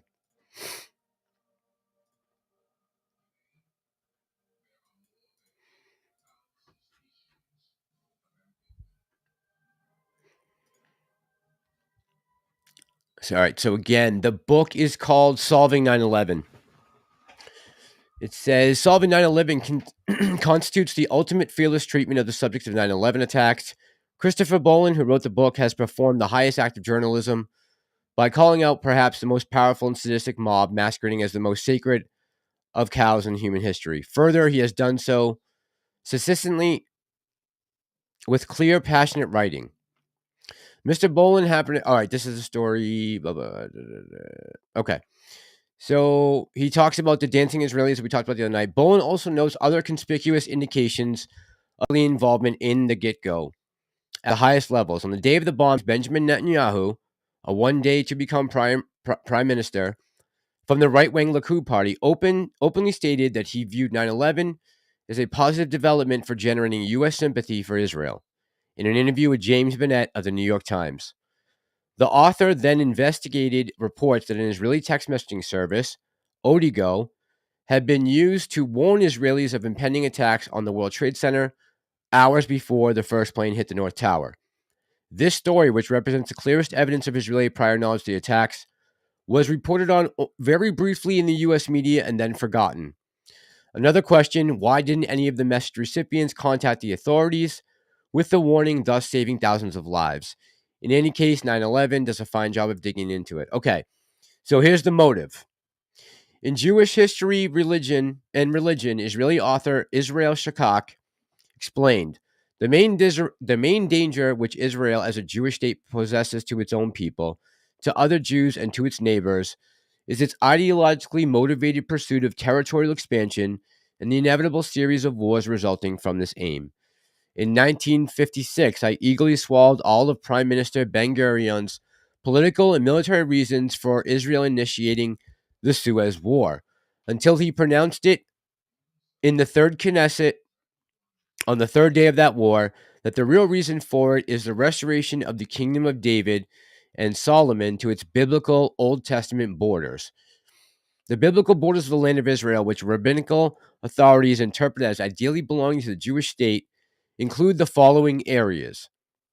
In the south, all of Sinai and part of northern Egypt up to Cairo. In the east, all of Jordan and a large chunk of Saudi Arabia, all of Kuwait and part of Iraq south of the Euphrates.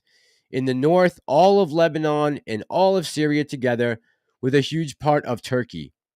And in the west, the island of Cyprus. In May of 1993, intentional war criminal Ariel Sharon formally proposed in the Likud convention that Israel should adopt the biblical borders concept as its official policy. Solving 9/11 opens the floodgates of knowledge that many readers have never encountered about the terrorist history and mission of Zionists and creation of the State of Israel. You'll find the reality isn't the hyper persecuted cuddly bear story where people stand up for liberty and against wholesale vile oppression and prejudice. Goes in to define Zionism.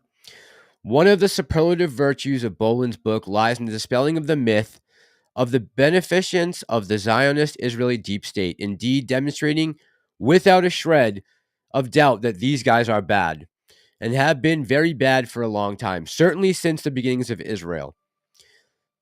Moreover, ZIs, which are Zionists, have morphed into the sanctimonious mob that calls all the major rabid security state, economics, and foreign policy shots at the upper echelons, not to mention lower echelons in mainstream media and academia of the U.S. federal entity.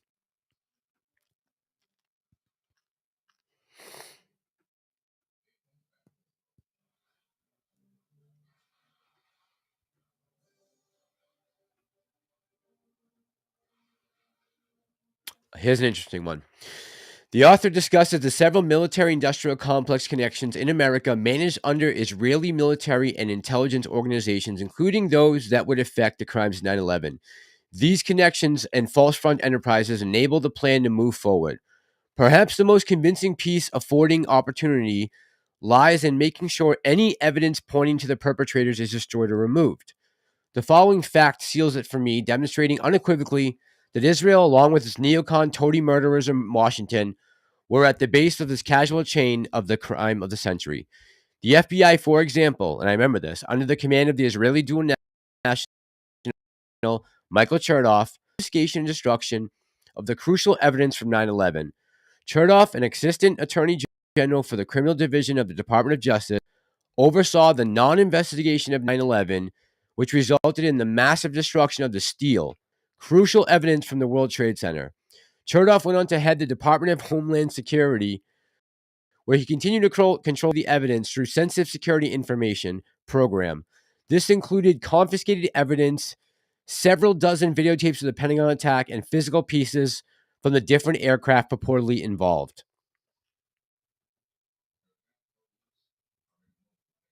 The number of people who realize that the government and the media have lied about 9/11 is significant and continues to grow all the time. The pack of lies surrounding the attacks has been thoroughly exposed and can no longer be supported. Unable to defend their fiction in the face of facts and evidence presented by honest scientists and writers, the defenders of not used disinformation, defamation, and slander to try to prevent the truth from spreading like wildfire. And this article was written back in 2017. And goddamn, if we haven't seen this on a massive scale, this disinformation campaign, everything that we've seen since Trump came into office, pretty much, at least since I've been awake to the nonsense and how they've been pulling the wool over our eyes.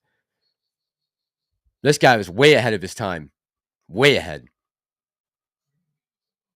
And again, this is nothing against Jewish people or the Israelis who live in Israel.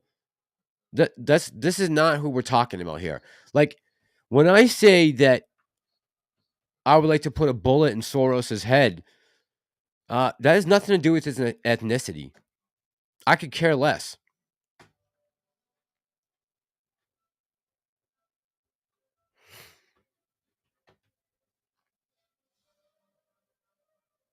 I'm so sick of people using that excuse.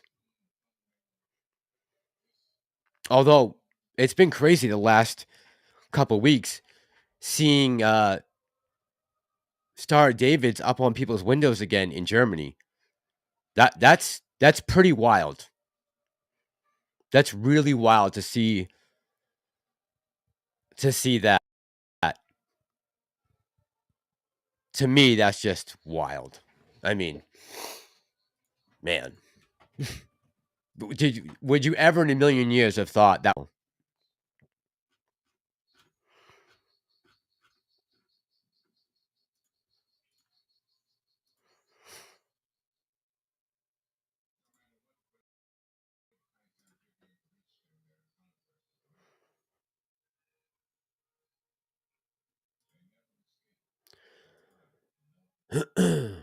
So this was in Berlin and Paris. I mean, that's trippy, man. Trippy. Very sad. Very sad. Very sad. That really hurts me. And I'm not even Jewish. But fuck, if I was. And of course, I feel bad for the kids, man, that are on these campuses that are afraid, that are walking around thinking that people want to kill them. That maniac from, I forget if it was Harvard or where he was from, some Chinese national saying he's going to rape. It's wild, man.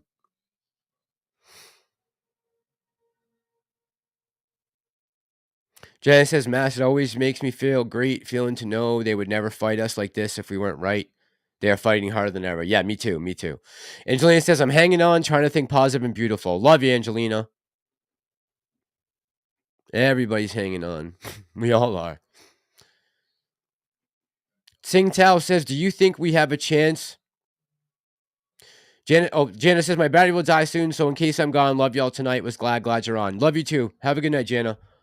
Sing Tao says, do you think we have a chance with Mike Johnson as Speaker of the House? He mentioned it. Maybe things will be different. Man, that's a good question. I mean, I feel like Mike Johnson probably has a pretty sturdy moral compass. And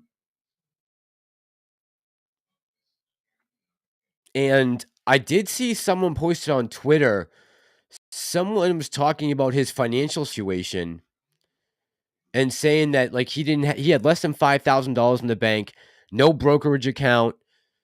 And I saw responses to that in different areas. I saw some people saying that makes me trust him more, that knowing he's just an average Joe and is not beholden to all of these political lobbyists who are filling his pockets.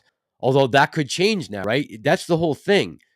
Is he going to be influenced by the position that he's in now to take money for favors, let's say? And the first bill he signed in Singtel was $14.5 billion for Israel and what was the other thing? He tied in a couple things to it, but what about the southern border? Like, I wanted the Speaker of the House to do the things that Kevin McCarthy said he was going to do, first and foremost, right? I want the January 6th tapes released. I want the abolishment of the 87,000 IRS agents because they're coming if they don't abolish that money. Oh, I know what he wanted to do. He wanted to take the money out of the Inflation Reduction Act to pay for the funding to Israel. That's what it was. That's what it was.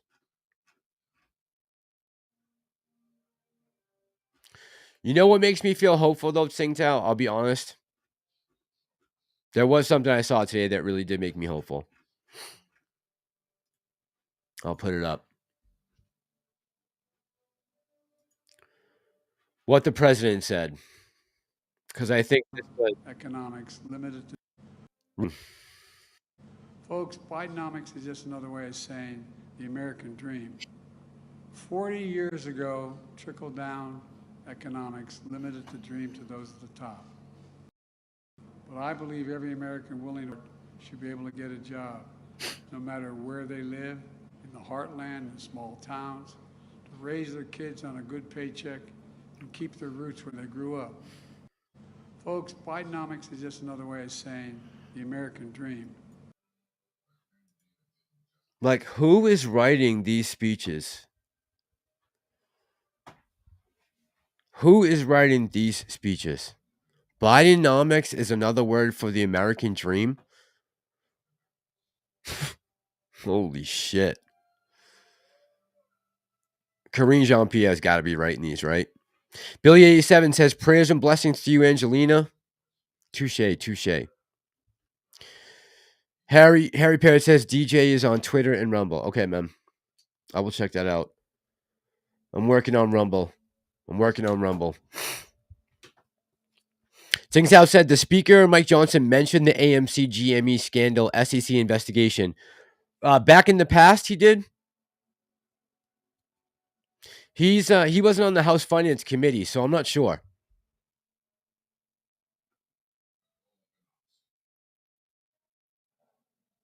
Censored Content says, if you came across it, they wanted you to come across it. You need to get comfortable in the rabbit hole and maybe add a futon and settle in.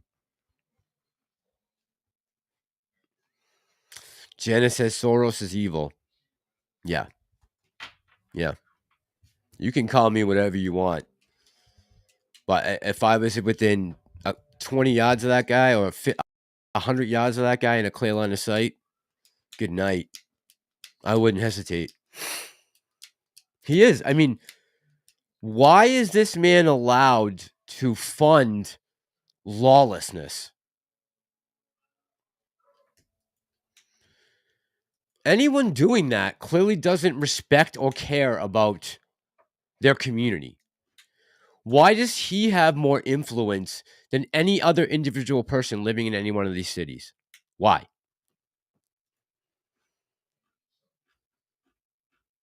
That should be completely illegal.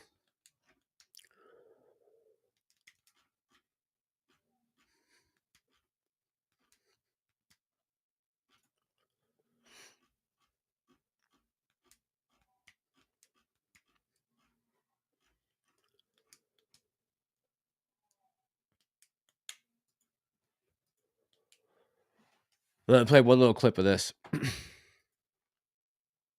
This was from Rogan and Elon talking yesterday.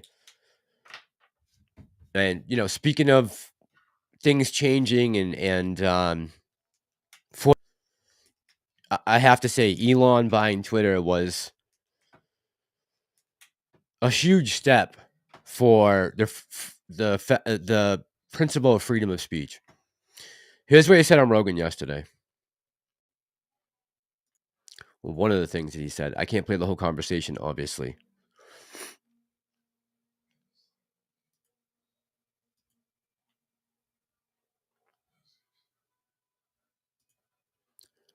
Old Twitter was the propaganda and the adherence to whatever the CDC was saying and the dismissing of legitimate scientists, guys like Jay Bhattacharya from Stanford, and legit guys. Yes. And they were suppressing them and even banning them. They banned Alex Berenson. I mean, it was wild. They banned Alex for essentially reading peer-reviewed papers. Yeah. No, I mean, all Twitter was basically an arm of the government. Yeah. So was that shocking? Like, what was that like? Because that, to me, that was the most bizarre, was the Twitter files. When you let Schellenberger and Matt Taibbi and all those guys get in the Twitter, and the response where Matt Taibbi gets audited. I mean, which is just wild. I mean, it's just so blatant and so in your face. Yeah, it's weird. No, I mean, the degree to which, and by the way, Jack didn't really know this, but the degree to which Twitter was simply an arm of the government was not well understood by the public, and it was whatever the official government. I mean, it was like Pravda, basically. It's a state publication is the way to think of old Twitter. It was a state publication. And was the justification from their perspective that they are progressive liberals, they have the right intentions, it's important that they stay in power, the progressive liberals stay in government and power, because this is their... There was basically oppression of any views that would even, I would say, be considered middle of the road. But certainly anything on the right. I'm not talking about like people like Republicans were suppressed at 10 times the rate of Democrats. Now that's because old Twitter was fundamentally controlled by the far left. It was like completely controlled by the far left, and that's why I say like like San Francisco, Berkeley is a niche ideology. It's hard to say like, is there a place that's more far left than San Francisco, Berkeley? Maybe Portland. But it's like it's right there. It's like it's those two places are the most far left places in America. Yes. So from their standpoint, everything is to the right, including moderates. Right. So you guys know what he's talking about here, but I got to break it up for purposes of the channel. I don't want to get a strike. What he said, 10 times more. And I think you can see it on Twitter right now. You can definitely see there has been an opening up of the dialogue, and both sides are allowed to have their voice heard. And man, if that isn't like, when you shut down speech like they did, man, it's crazy that they were able to get away with that. It really is. Looking back on it now, it really is crazy they were allowed to get away with suppressing people's speech, with actually putting in their own narratives, their own stories, suppressing the information about Hunter Biden's laptop. I mean, they swayed an election. Possibly. And look where that got us right now. Look at the mess we're in. Right. So now, if you internalize a far left position, everything seems wrong to you that is not far left. Right. And so they naturally oppressed anything that didn't agree with their views. That's why I say that it was an accidental far left information weapon. So, because it's like Silicon Valley attracts the smartest engineers, the smartest sort of technologists and programmers from around the world. They created an information weapon that was then harnessed by the far left, who could not themselves create the weapon, but happened to be co-located where the technologists were. It happened to be aligned politically with the people that possessed it. The technologists generally are moderate, maybe moderate left, but they're not far left. So he's saying that, these people just happen to be from that area, have gone to radicalized colleges like Berkeley, UC Berkeley, like Portland State, and happened to get these jobs in San Fran, and this just fell into their lap, right? They didn't build the infrastructure of Twitter. They didn't design none of it. They were just handed the keys to this ultimate platform, this digital town square called Twitter, and they ran with it. That's why I say San Francisco, Berkeley. It doesn't even extend to San Francisco or even to Palo Alto. So SF Berkeley is the most far left, perhaps in a competition with Portland. But I'd say SF Berkeley is more far left even than Portland. Like literally in America, we're talking about an area that's maybe a 10-mile radius. And so normally the effects, the negative effects of a far left ideology that would be geographically limited to a 10-mile radius. That's like not, it's small, like so any bad effects of that ideology would be geographically constrained under normal circumstances and have been in the past. But when you have basically a technological megaphone, which was Twitter and social media in general, suddenly the far left are handed a megaphone to Earth, an incredibly powerful technology weapon that they themselves could not create, but they happen to be co-located with the technologists who created it.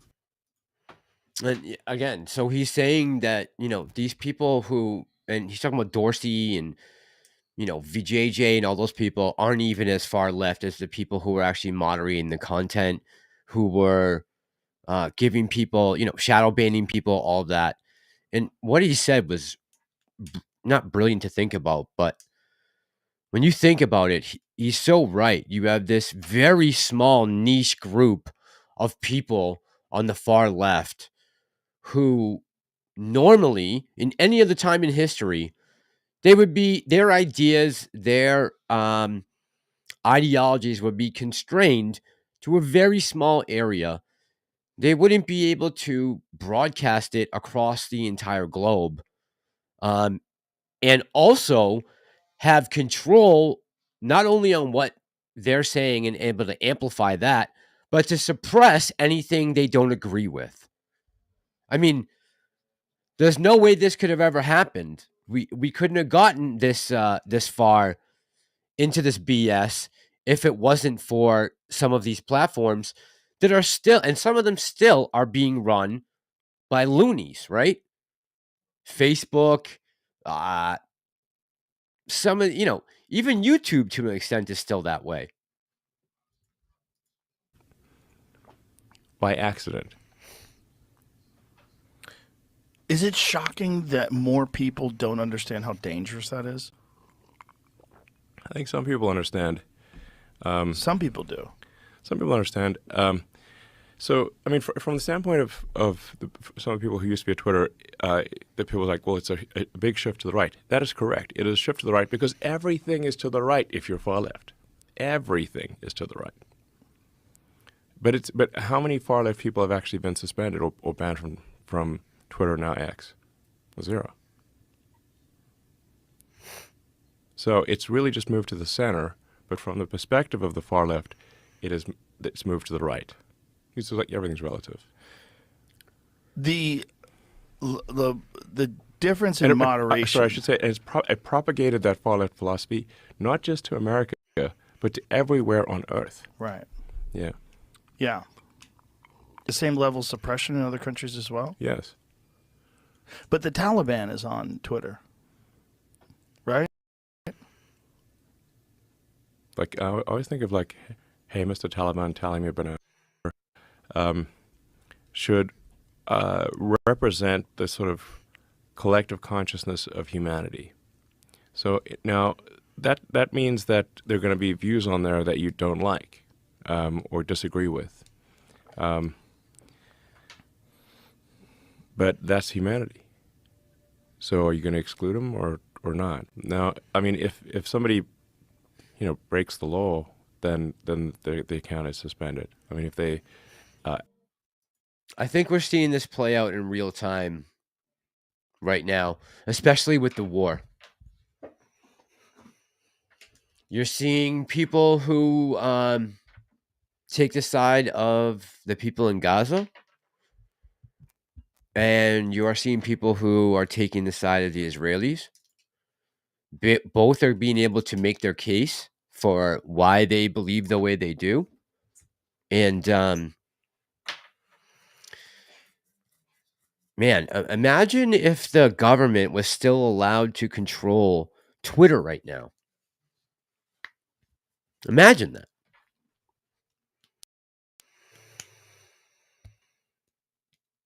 Jesse says they want to make it about religion and race when it's really about good and evil. Yeah. Yeah, it really is. Again, I didn't, I don't see the Israelis, and definitely before October 7th, there was clearly a pushback against how far right Netanyahu was going. One of the reasons why I truly believe he allowed October 7th to happen was for that reason, so that he could reignite the people under him and the Likud party, because they were not staying in line with what those hard right Zionists look at for the future of Israel.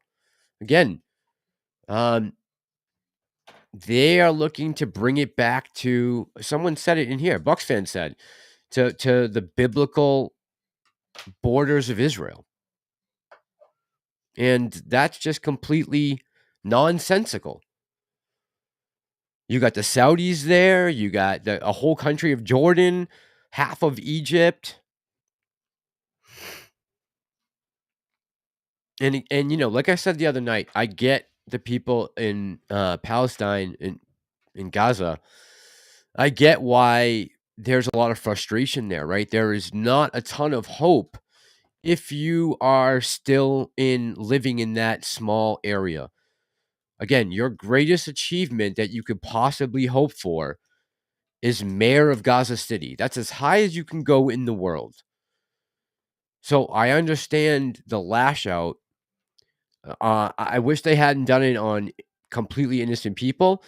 If they had kept it to the military bases, this would have been a very different story, I think. If they had just gone in there and duked it out with the IDF, that I would honestly, I don't know if I would have had a huge problem with that. To be 100% honest, if they just went in and attacked Israeli defense bases, I don't think I would. Yeah, I don't think I would see it as the way I am seeing it now. Hearing everything that's being said post October 7th from Hamas, knowing that 66% of the population there voted for them, have allowed them to continue to take this foreign aid that's been going into Gaza and using it to build up this infrastructure and this tunnel system and buy weapons. Yeah, I don't think I would have been as upset had they just attacked IDF bases. Because then it's, that's their fair game, right? In a war, you fight with male combatants, fight male combatants on the battlefield. Mano y mano, let the best man win. But the way they went about it, I mean, sorry. I think if you saw people in Mexico do that, we'd be pretty riled up here. Pretty riled up. Bucks fan says he took it from the IRS. That's what it was, right? Yep, thank you, man. Singtao says, when will the Pope go away for good? When is he going to die? I don't know. He's probably on his last leg, I would think, by now, right? Harry Parrott says, breaking House clerk just read a statement from Nancy Pelosi saying she was served with a subpoena to produce documents in a criminal case in California. What does this have to do with Harry Parrott? Have they said any more news?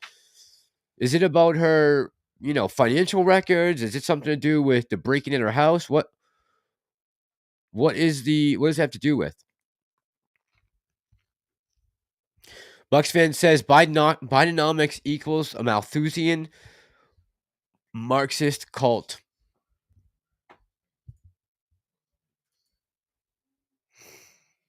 Do I still have that video?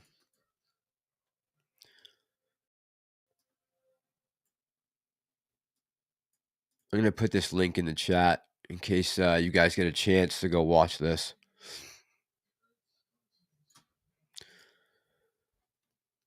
Someone put this up on Twitter yesterday.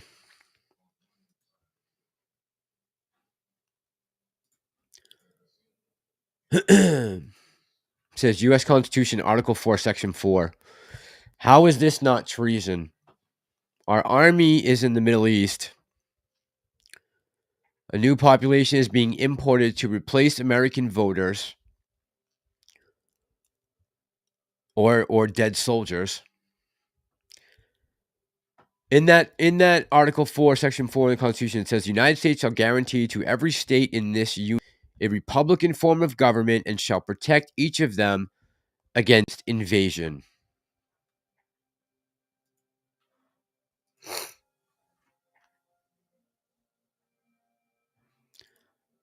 Censored content says, when you say 66% voted for them, you are assuming a fair...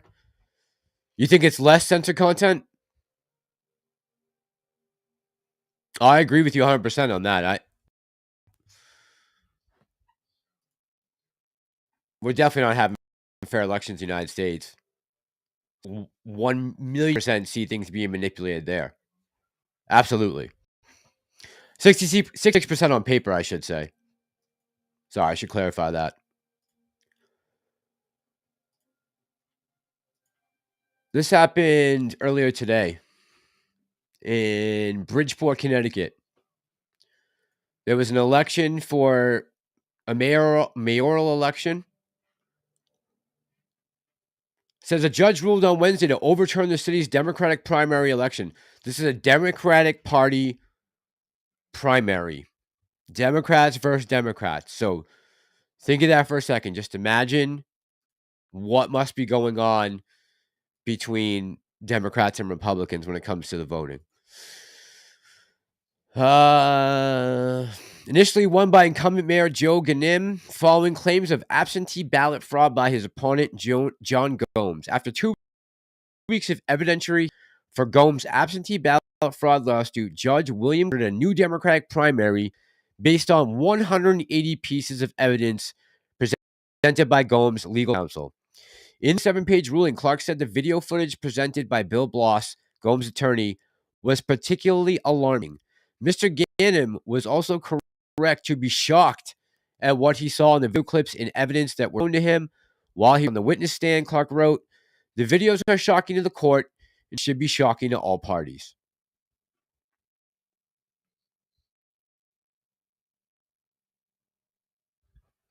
So what are they talking about? This is Democrat on Democrat, kind of like Bernie and Hillary. Sabotage.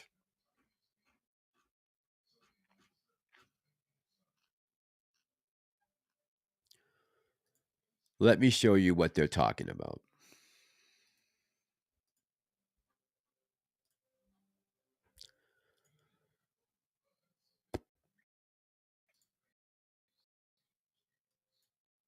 Go.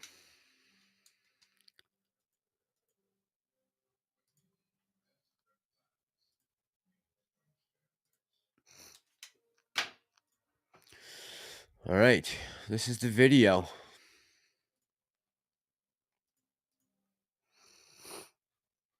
This is from the mayoral candidate's Facebook. This is from N Wokeness on Twitter. Judge just overturned the primary election in Bridgeport over bombshell evidence of voter fraud. Democrat operatives in Bridgeport were caught stuffing ballot drop boxes. He says, what is the GOP doing to stop this from happening again in 2024? This is the same case that Dinesh D'Souza made in his video, 10,000 Mutes, I think was the name of it. This woman's going to come back and keep coming back with votes, stuffing them in this ballot box. This is unbelievable. You don't think this was going on in 2020? This is Democrat on Democrat.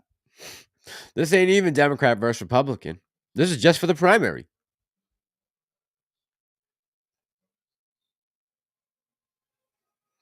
Now, she's looking around before she drops them in. So I'm assuming she knows she's doing something wrong. I can't prove that. But it would seem to me like she knew it was wrong. Now she's going to hand this guy. Now, this one, I don't know how they proved where these ballots came from, but I'm going to assume when she sent this employee out with a fourth deposit that they weren't legit ballots. Fucking crazy. Shit's crazy, man. We're getting duped. We're getting duped big time.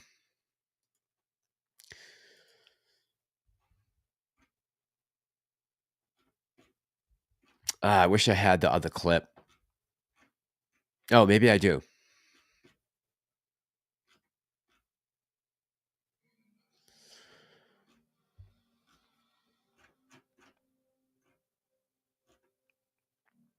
So they put the lady who's in charge of elections. Let me see if I have her name here. This is from Beheezy Tweets on Twitter. Looks like it was a Rumble video originally. But I'm going to play the very first part of this clip where they talk about what she's been doing. So it says, as if there wasn't enough evidence against them already, the city's register of voters, that's this woman right here, admitted under oath in court that she had violated the law on mail-in ballots for years. She has been the register of voters for 20 years. I guess maybe I should ask, did you know where that the Secretary of State says that an outer envelope, the endorsement of the town clerk must show the date, the precise time the clerk received the ballot, and the clerk's signature? Were you aware of that? Absolutely. And were you aware that if the Secretary of State says in Exhibit 126, if an outer envelope does not substantially comply with this requirement, the ballot cannot be counted? That's what it says. Did you know that? Now I do. Okay, I guess maybe I should ask, did you know that? Did you know that on September 12th? No, I didn't. And did you ever, absentee ballot moderator, that was the rule? You go over the manual. You went over this manual with the absentee ballot moderator? Well, we go through the manual, but you know our past practices. So past practices were, in your office, the Registrar of Voters, Democratic Registrar of Voters office was not to require a signature on the clerk's endorsement? Oh, no, I know. Actually, this is new to me about the signature. I'm not clear, so that means I haven't read the book thoroughly and properly like I should have in this instance. Okay, well, you agree that what I'm showing you here in Exhibit 2, 10162, does not include a signature of Mr. Clemens, right? Not this one, though. Right. And if I can ask you to take a look at 128A at 69. If I can look at the stamp on this one, this is an absentee ballot application received by the town clerk. All right, Ms. Howard, you would agree that that particular stamp does have a facsimile signature of the town clerk, Charles D. Clemens Jr., right? Yes. And the one that I showed you, just the last one I showed you on the absentee ballot outer envelope, did not have a signature, did it? And so would you agree that under the Secretary of State's handbook here, Step 2, that the particular outer envelope with the stamp without the clerk's signature should not have been counted? Objection to form, Your Honor. Calls for speculation. She was not, as already testified, she was not accountable. She's in charge. Were you in charge? I'll ask it this way. She's the registrar of voters. Ultimately, she is in charge, and she doesn't even know what is in her own rule book. Danny R, what's going on, man? Sing Tao says, thank God the up. So yeah, that just happened in Connecticut, Bridgeport. Democrat on Democrat. Voting violence. Voter violence. The Great Awakener is real. Most, although not all, will eventually be woke up, and you can't put the sleeping giant back to sleep. Agree with you, man. 100%. I agree with you. 100%. Harry Parrott says nothing has been said about Pelosi yet. All right. We'll keep on top of that. Don't worry. I'm interested to see what they're going after her for. Yeah, but censored content, yeah, I should have clarified that. I don't know that all those votes were actually cast for Hamas by the people of Gaza. I'm sure there's tons of fraud going on. Ed, what's going on tonight? How you doing? Ed says everything is broken. Yeah, and we're the ones suffering from the broken system. We're the ones suffering, unfortunately.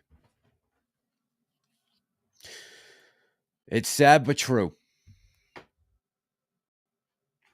We'll see what happens. The next 12 months in a week are going to be very interesting in this country. I'm still to figure out, as tens of thousands of people cross the border every day, where are these people with what money and what resources? Where are these people going?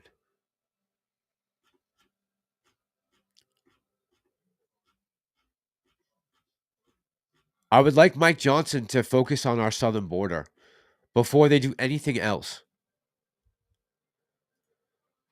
This is an awesome clip.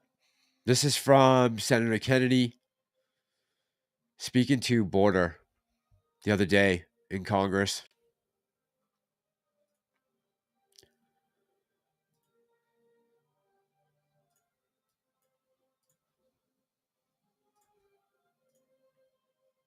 Thank you, Mr. Chairman. Mr. Morant, since President, how many non-American citizens have come into our country illegally or on the basis of a claim of asylum? Thank you, Senator. HSI, as an investigative agency, is... do you know the number? No, Senator. You're a senior member of Homeland Security, are you not? That's correct. Does anybody know the number? None of you know the number. Try 8 million. Now, of that 8 million, how many were children, Mr. Morant? I don't have that number, Senator. You don't know. Does anybody know? None of you know. Isn't that special? Let's assume half. Okay. 8 million is 4 Nebraskas. Right? 4 new states. Let's assume, I don't think it's as high, half of them are children. How many of those 8 million people are still here? Do any of you know? Okay. How many of those 8 million are claiming asylum? You don't know? How many of them claim asylum and don't show up for their hearing? Nobody knows? How many of them claim asylum, don't show up for the hearing, and President Biden has deported them? You don't know? How many of them have claimed asylum, shown up for their asylum hearing, and been denied asylum and been deported? You don't know. You know, it's really not funny. There are hundreds of thousands of kids right now, like, unaccounted for. Maybe not hundreds of thousands, tens of thousands of kids unaccounted for. It's fucking disgusting. Mike says, praying for peace and my 90% back. Right on, Mike. Me too, bro. I could use that 90% right now. You have no idea. I need a whole new tooth. Harry Parrott says, Master, that same election issue is happening in Mississippi right now. The Dems are eating each other. Yeah. Yep. Yeah, it's crazy to see how the left is turning on itself right now. Atlas says, yeah, it is wow, right? Sadly. I mean, can you even imagine the scales that was going on during 2020 when they were sending out mail-in ballots to everyone, even if you weren't asking for them? And then they sent people out to collect. Look, you have to hand it to the Democrats for 2020 because there was a systematic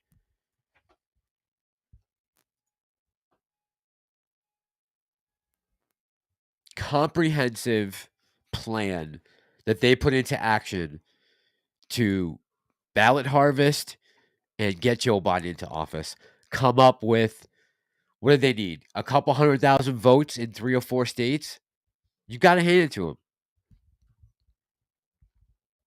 They were able to pull it off.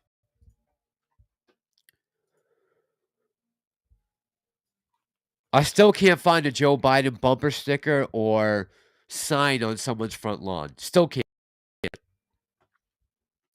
And he says, what's up, Mass? JD, what's going on, bro? Oh, man, I'm getting stuffy right now. Justice for All, how you doing tonight? Says, good evening. JRAS2218 says, lying denies the political way. Seriously. Nothing happens to any politician. We, the people, have let this get too far. Big problems ahead. Big problems coming. Big problems. We got major fucking problems in this country. Unfortunately. What are we going to do with these 10 million people who just came into the country who don't have a pot to piss, literally?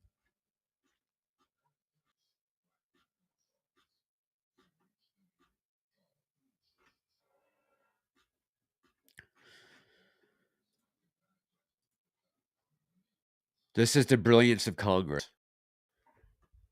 People are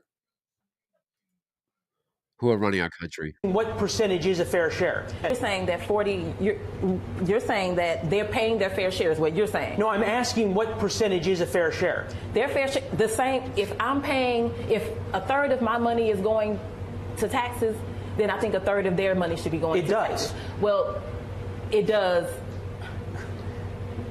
I'm trying to understand because you realize the effective tax rate on the poor is less than it is on the rich, right? Okay, so first of all, I'm not the poor. I'm very close to that line, but I'm not the poor. Okay, so the effective tax rate on the effective tax rate on the middle class is less than it is on the rich, correct? What fair share would you like to percentage? So you're saying that 40. These are our elected officials. We gave these people the go-ahead to make legislation in this country. Wow.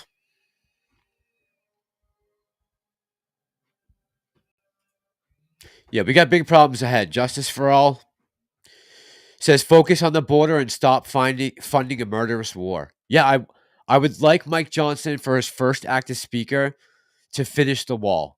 That would be nice. A good place to start, at least. That would be a good place to start. Because we don't know even who's coming in. And neither does Homeland Security or this fucking piece of shit. Thank you so much. Mr. Secretary, approximately how many illegal aliens in this country or here on asylum have direct ties to Hamas, to Hezbollah, to the Islamic Jihad or the Islamic Revolutionary Guard Corps of Iran? Senator Marshall, let me assure you that the individuals that pose a risk to our national security are our highest enforcement priority. The safety and security of the American public. Do you have any idea how many numbers, what those numbers are? Is it tens, is it hundreds, is it thousands? An individual who poses a risk to our national security is our highest enforcement priority. And if detention, so you don't know the answer to the question? And if detention is indeed warranted by reason of the risk they present, then we indeed detain them. Do you have an answer for my question? I believe I have answered your question. No, sir, you didn't. No, you haven't. How many have direct ties to Hamas, Hezbollah, Islam Jihad? Senator, if an individual is identified as having a nexus to one of those organizations, we would consider them a risk to our national security and take appropriate enforcement action to include, for example.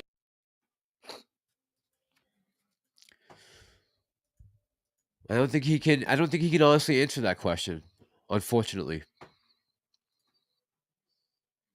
I doubt he knows the answer. That's the Director of Homeland Security. We definitely got problems coming.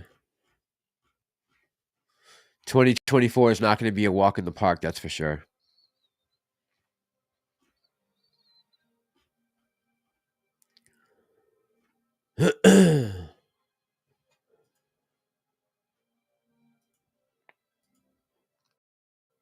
Been pulled away from other cases? Combating, yes or no? combating the fight against fentanyl, yes. Are there HSI special agents who are currently at the border having been pulled away from other cases?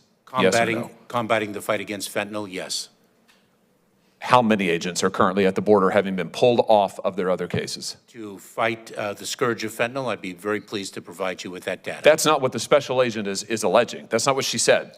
She said that they're being taken off of fentanyl interdiction, off of child exploitation cases, off of their other investigations into criminals to make sandwiches. That's her quote. You're saying that this is a lie, that she's wrong? Senator, we have a number of law enforcement priorities with the resources. Is making sandwiches one of them? We have, of course not, Senator. We accomplish a tremendous amount. Is she wrong?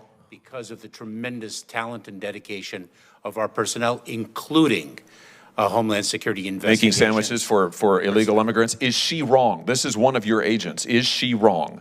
She says that there are 600 at least special agents pulled off of other cases, sent down to the border to babysit illegal immigrants. Is she wrong?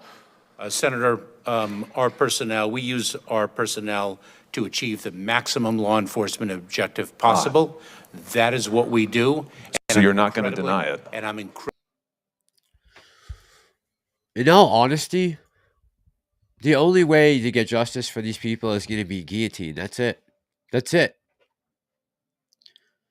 Because unfortunately, these people that have come into the country do not respect this country. They have some illusion that they're coming here for a free ride on the invitation of Kamala Harris and President Biden. And it is about to get bitterly cold out there in the next 4 to 5 weeks. In New York, Chicago, all of these big cities, Boston, St. Louis, it is about to get very cold.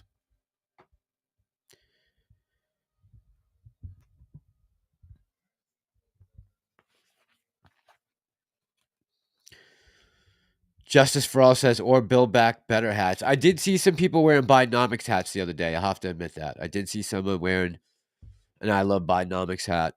That was the first. First of it.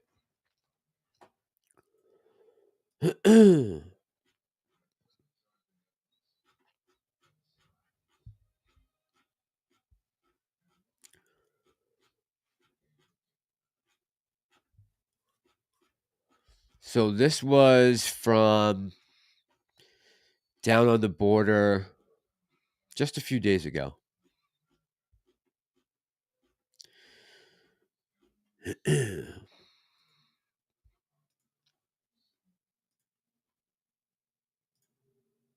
This guy is talking to the reporter, explaining to him what's going on in some of these Central American countries where, remember, President Biden put Vice President Kamala Harris in charge of.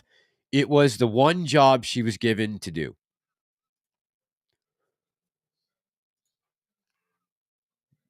And he speaks on it.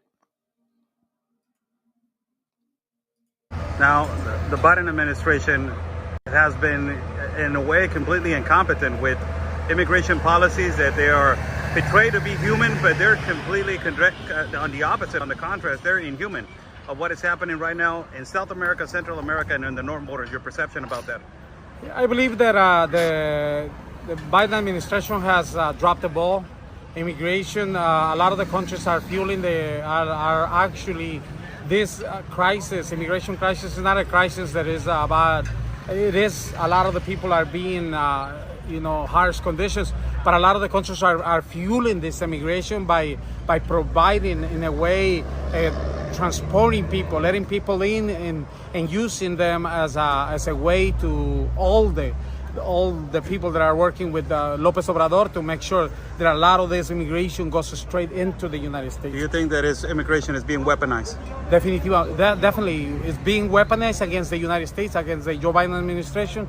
Joe Biden administration has lost the ball, has lost the power, and America has not been paying attention to what's happening. Mexico is being usually ganging up with all the countries to make sure that all this immigration goes straight into the United States, and that's what it is. I mean, I went through the Darien, I went to, since Panama, I was out, it was close to 7,000, and all these people went through, and after that, every country has been just providing the rights, charging them $20, $30, or $40, and then just pushing them in, all the way to the Mexican border. Then when you get to the Mexican borders, you don't have the mass deportation. All they do is just hold them up and weaponize them and let them go. And make sure that the Joe Biden gives them money. As an American citizen, I would say do not give Mexico or any of those countries that are completely responsible with immigration, given 0 cents. And the Joe Biden administration has lost the ball,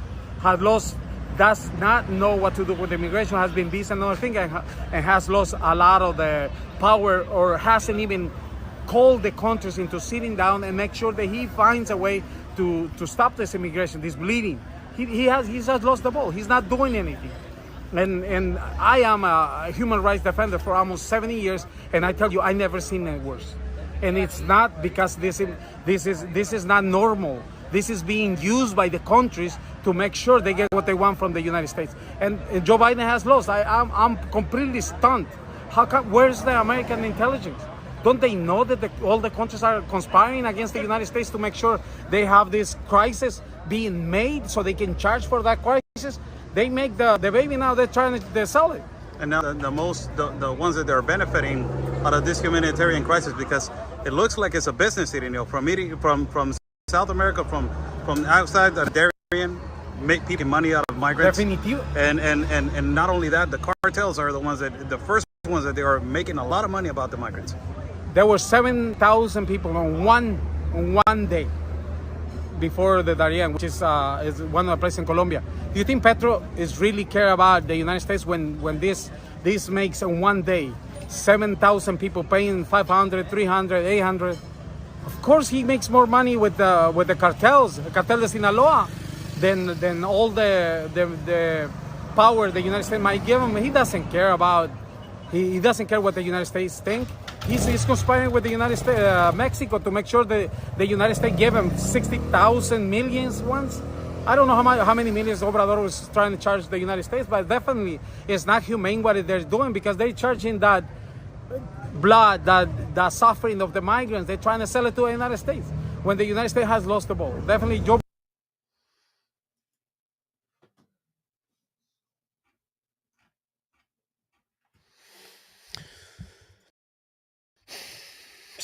Sad.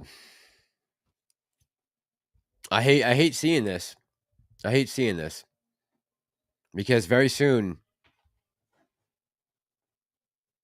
I think these people are going to get unleashed. It's already happening in some European countries.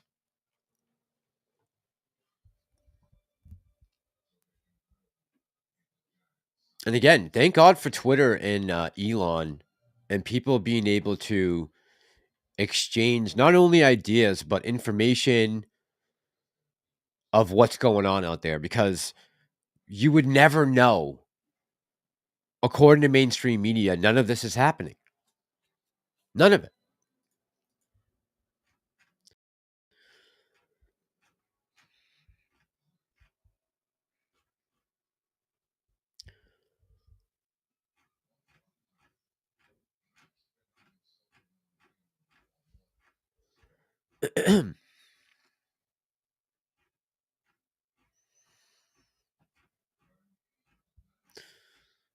Someone filmed this.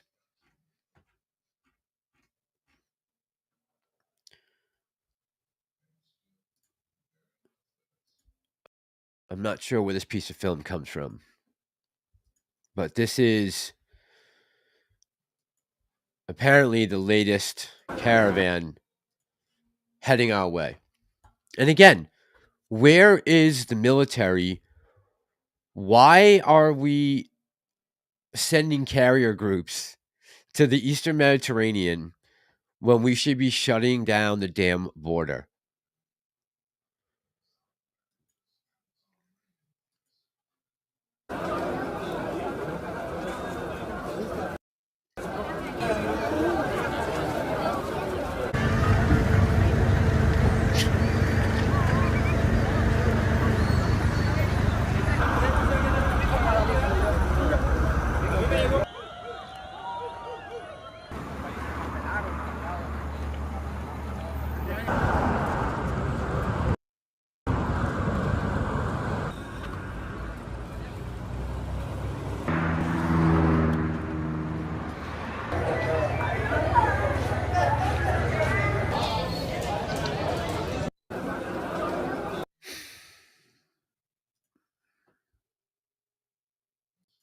Yeah, I don't know. Somebody's got to be held accountable for this. Uwerk says Mayor gas. Kryptonian says 2024 is going to be paper worthy. Yeah. There's going to be we'll be doing a lot of live streams, I bet. I bet the next 371 days are going to be completely out of control. And even beyond that, because looking at it long term, no matter what happens in 2024, half of the country is going to be unbelievably bitter. Maybe 60-40.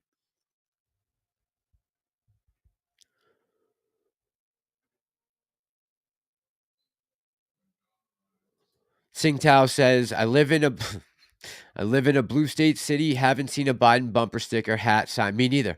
Not one. Not one. Not in Massachusetts, not in New Hampshire, not in Rhode Island. Yet he got 2/3 of the votes in all three states. Kryptonian says Pelosi's office declined to comment. Source familiar with the situation told Fox the subpoena was related to the upcoming trial of Paul Pelosi's alleged assailant in a violent home invasion. That's what I was thinking. I didn't think it had to do with their financial records, because then they'd have to bring them all in, right? If you subpoena Nancy Pelosi for her stock trading, you have to take half of Congress with her on both sides of the aisle. So I had a feeling it had something to do with that, possibly. Sing Tao says, unfortunately, we have to suffer because people will listen to us and our arguments. They see it firsthand, experience the pain of losing their savings, not feeling safe, losing their country. That's the problem, right? None of these people who are allowing this to continue are going to feel the effects of it 2, 3, 4, 5 years from now. They don't have to worry about it. This falls on us.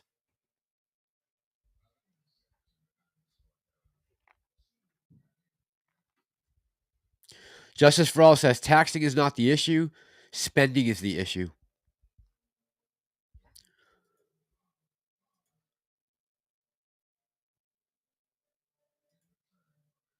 Yeah, I'm sorry, but the first act as speaker from Mike Johnson should have been fund closing the border right now. Right now.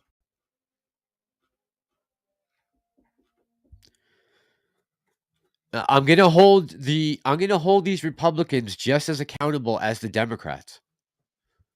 They are just as much to blame on this, except for a few people.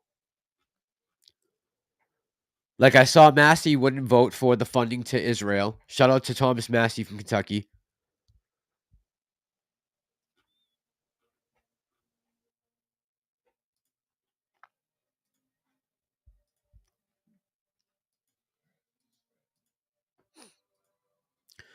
On Twitter, Wall Street Silver said, why are we sending $14.5 billion to Israel? Israel is an extremely wealthy country. They can afford to pay for their war and buy all the weapons they need. Israel doesn't need military aid. They need weapons, which we can sell them, but they don't need financial aid at all. Yeah, I don't understand this. Johansson vows to move $14.5 billion to Israel aid package, setting up showdown with Senate. Why?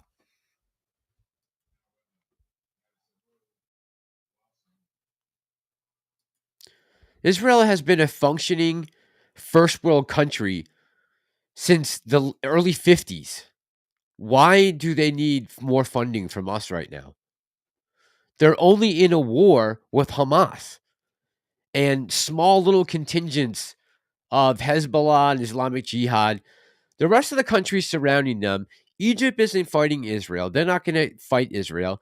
Jordan has no standing military worth anything. Syria's in the middle. Has been in a civil war for 10 years. So that means that fuck's his name? Al-Assad, Basara, they're not getting involved. Lebanon's broke. They got no money. Their currency has been depleted by like 90% in the last 4 or 5 years. They're about to be the Weimar Republic.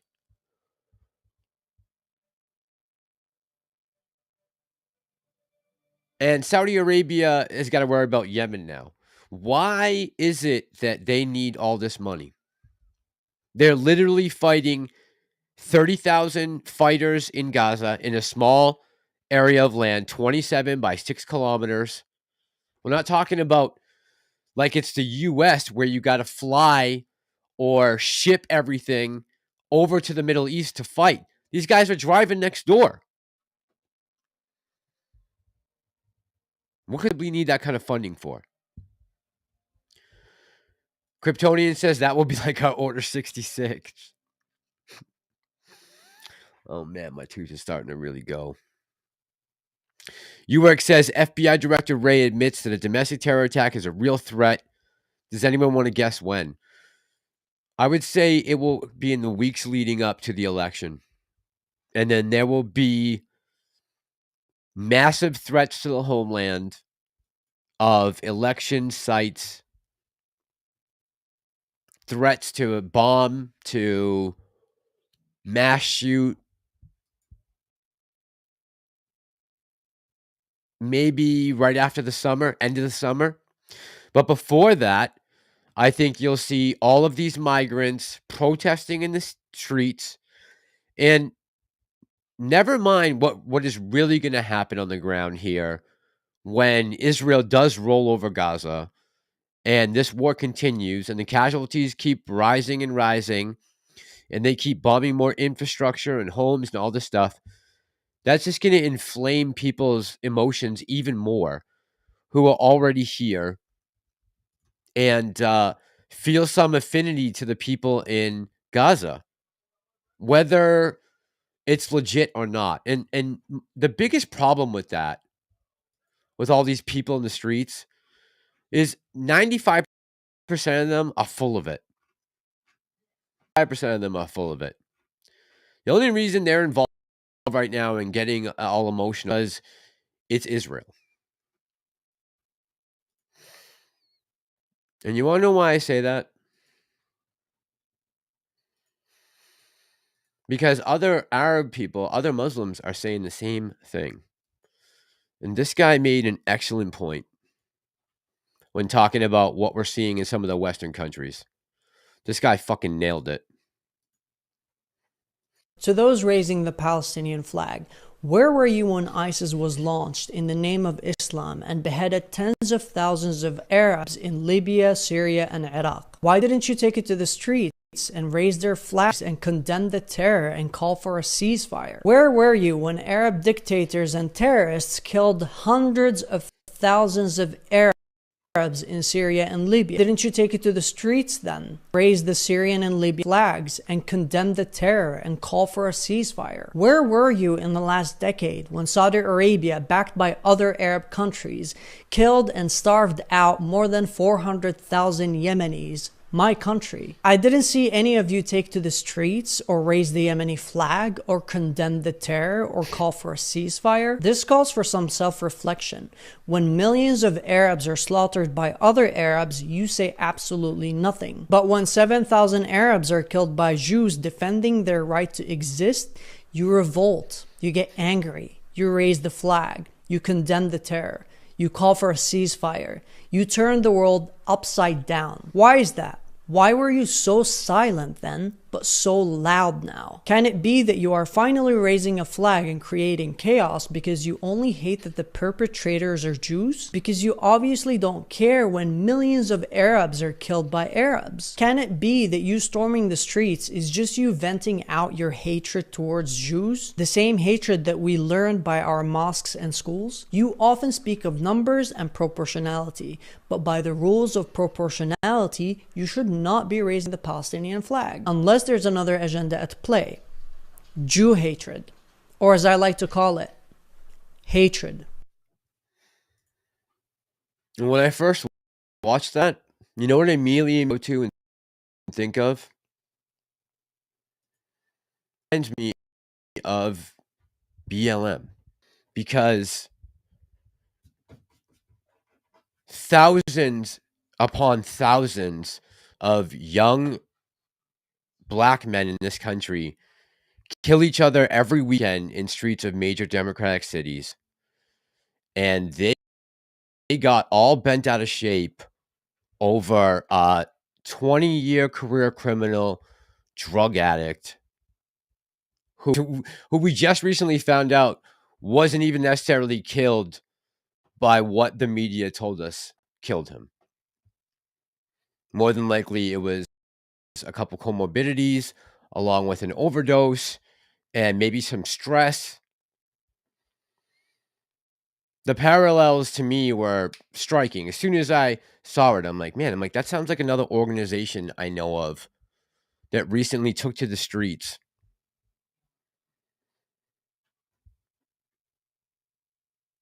Yeah. Very similar. Very similar. Ellie says, saw a car driving around Palos Verdes, California with flags and Trump signs last week. Yeah, I still, not one Biden flag have I ever seen. Not one bumper sticker, not one lawn sign. I've seen more BLM lawn signs in Massachusetts than Biden signs. And he was dominant in Massachusetts. Singtao says, sleeper cells lying dormant. These people are sick anything for power and money, and these people made us wear masks and lock us down for a cold virus. I know. Mike says, Christmas. Maggie says, what should Israel do? Lie down? No, fuck no. No, they should fight. If I was an Israeli, I'd be fighting. Who said that, Maggie? What? May the best man win. Hamas said they want it, so IDF's gonna bring it, and we'll see what happens. May the winner take all. It's been like that throughout the course of human civilization. The fucking Stone Age, when we wiped out the Neanderthals, to the Bronze Age, where we had the first civilizations and standing armies with the Hittites and the Egyptians. Go back throughout the centuries through the millennia. Man has fought over religion, women, land, all kinds of things. I mean, it's part of the sickness of humanity. Hamas wanted a war. They're going to get it. And if they get wiped out, well, then they lose their land. They've tried the two-state solution there 5 or 6 different times over history. Like I said earlier in the broadcast, every time the Arab countries have shot it down, and they try to go in on Israel, and Israel ends up winning and taking more land. I mean, I don't know how many times, I don't know how else these two sides can get together on this two-state policy. It can't happen. if they're talking the way that they're talking, the leaders of Hamas, from, of course, outside of Gaza, people who have no risk at all, they're not on the ground fighting, their families aren't getting blown to smithereens. If they want to continue with this rhetoric that no matter what, they'll keep coming with October 7th over and over and over again, it forced the Israelis' hands. There's just no way around it.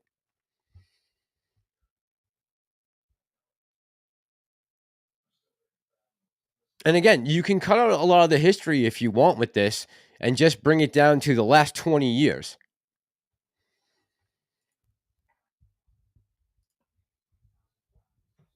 Clearly, this is something that Hamas was prepared for and are waiting for. The IDF, I will put the post up that they just put on Twitter.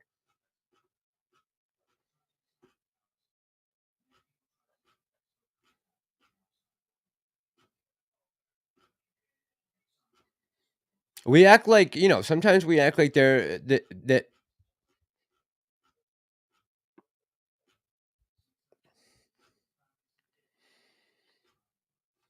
Where is it?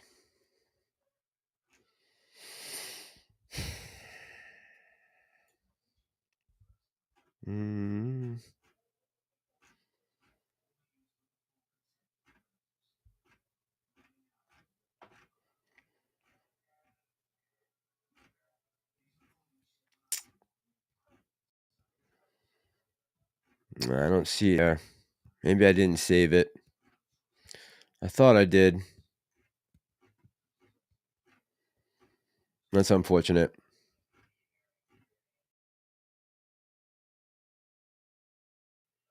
Yeah, their message was that we're waiting for earlier what the leader said in the clip that I played. That there is no ceasefire. They don't want a ceasefire either. Hamas and the rest of the fighters, they don't want a ceasefire. They want to duke it out. So they're going to get the fight that's coming to them. And, if you lose, just don't bitch about it later. That's all. Again, it should say a lot to you that you got this tiny little speck here in the entirety of the Arab Muslim world, or overall Muslim world, and nobody wants these people. That would be a red flag for me. Mike says Christmas. For what? Unrest, Mike? It might be too cold out then. I'm thinking spring or summer, the summer of love leading right up to the election. Sing Tao says, who would bail out the U.S. in the event that we would ever go bankrupt? Answer, nobody. China? China's got its own problems. Yeah, there is no backup for the United States. There's only Jerome Powell and the Fed. They can continue to print money. That's about it. Sing Tao says, of course, FBI says threats are real. They are behind them. The FBI wants events to happen to power grab and achieve agendas. Yeah, man. There's got to be some serious changes made, whoever comes into power next in this country. But I just don't have much hope, man. I don't think they're going to let Trump win. I think at this point in time, he's up. Definitely in the Electoral College, maybe even in the popular. That would be a first.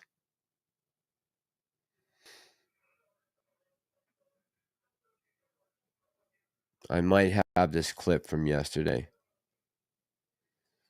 Oh, actually, I know I have it. Hold on. I know I have it because I commented on it.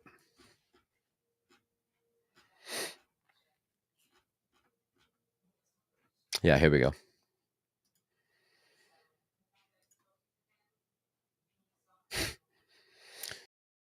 If you remember the other night in the live stream, we talked about this.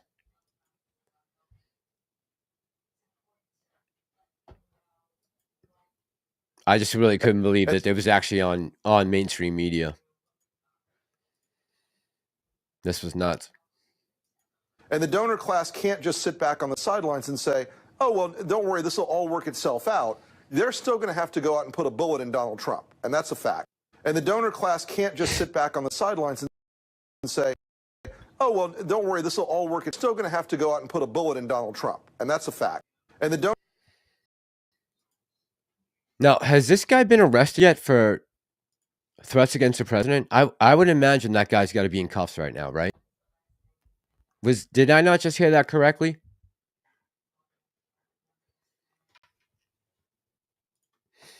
Maggie says, did you hear the AMC? Yes, Maggie, we talked about it in the beginning of the broadcast. I pulled up the article. We read about it. Yes, we did.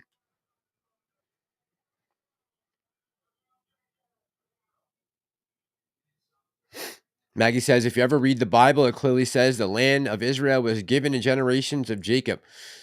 Yep. I don't know. I honestly don't know what the biblical borders, how they line up, if it would encompass all that area that we talked about earlier. I don't think, I would say maybe that's a little bit much.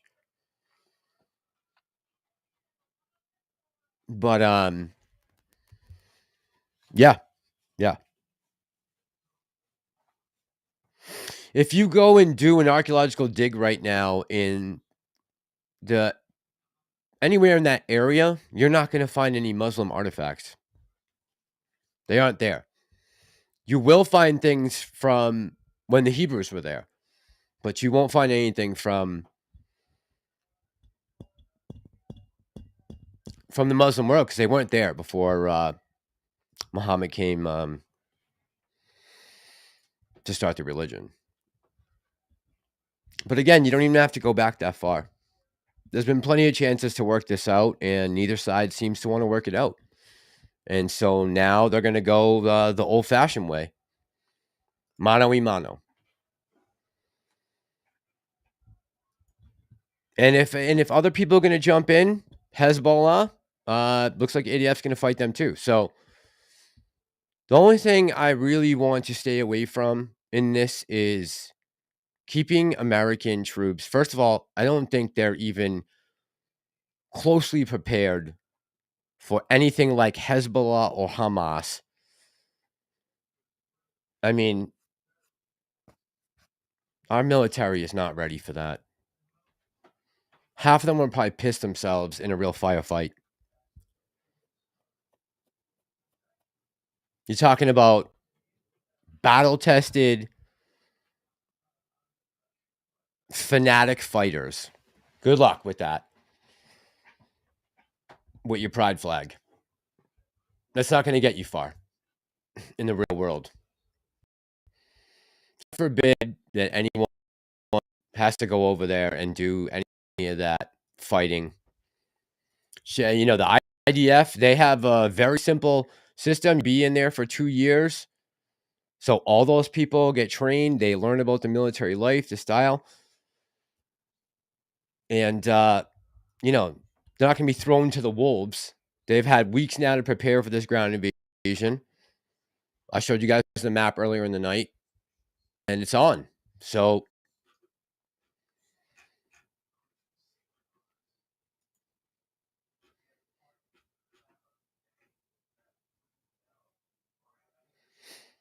I wish I could play this video for you guys, but I don't know who owns it, so I don't want to get too hard. But someone made a great video yesterday. I'll put the link in the description. I'll just play a little piece of it, and I'll put the link in the description to the video. Let me put the link up first so you guys will be able to find it. I watched this last night, man, and it was incredible. Incredible. It really made me nervous for us as a country and definitely our military. And I'll put the link up on the screen. Okay, this is it. If you get a chance, go check this out. But I'll play a little bit of it right now, and then we'll sign off.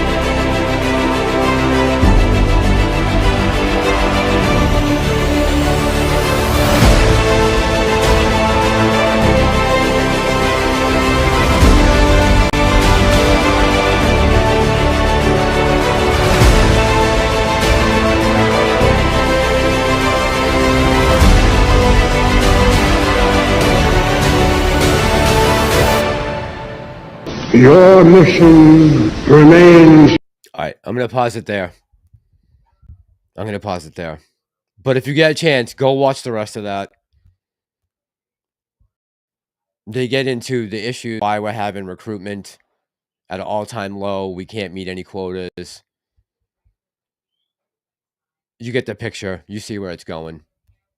But not only have we been infiltrated by actual people coming over the border, right?